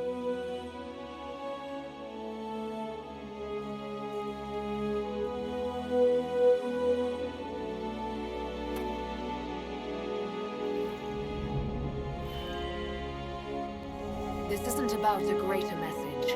We have an enemy and we have to stand together. We'll do what is right. The Inquisition will fight for all of us. Wherever you lead us. Have our people been told? They have. And soon, the world. Commander, will they follow? Inquisition, will you follow? Will you fight? Will we triumph? Your leader, your herald, your Inquisitor!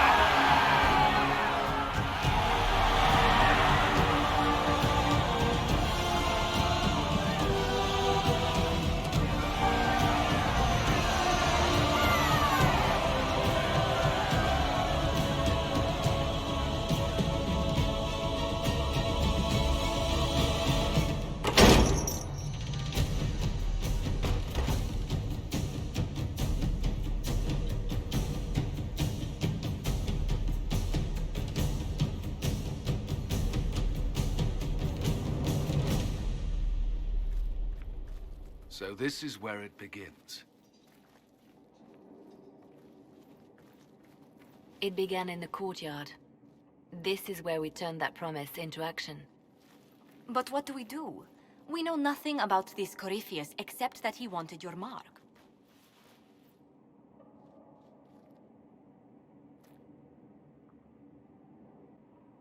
Corypheus wants to restore Tevinter.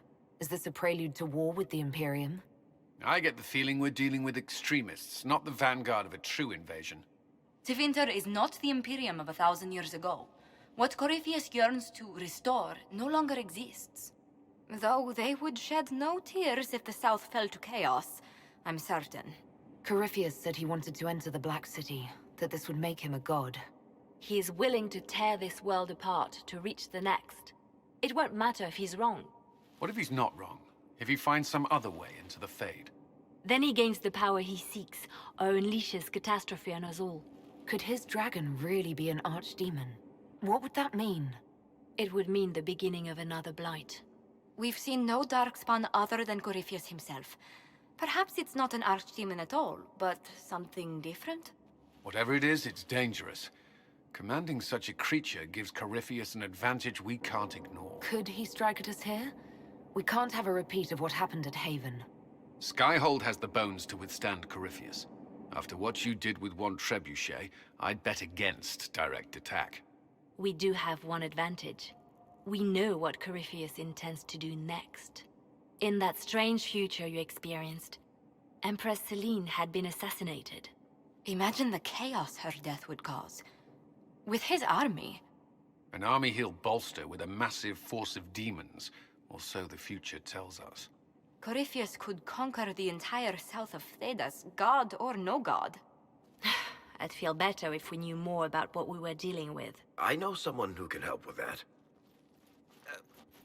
Everyone acting all inspirational jogged my memory, so I sent a message to an old friend. She's crossed paths with Corypheus before and may know more about what he's doing. She can help. I'm always looking for new allies. Introduce me. Parading around might cause a fuss. It's better for you to meet privately, on the battlements. Trust me, it's complicated. Well, then, we stand ready to move on both of these concerns. On your order, Inquisitor. I know one thing. If Varric has brought who I think he has, Cassandra is going to kill him.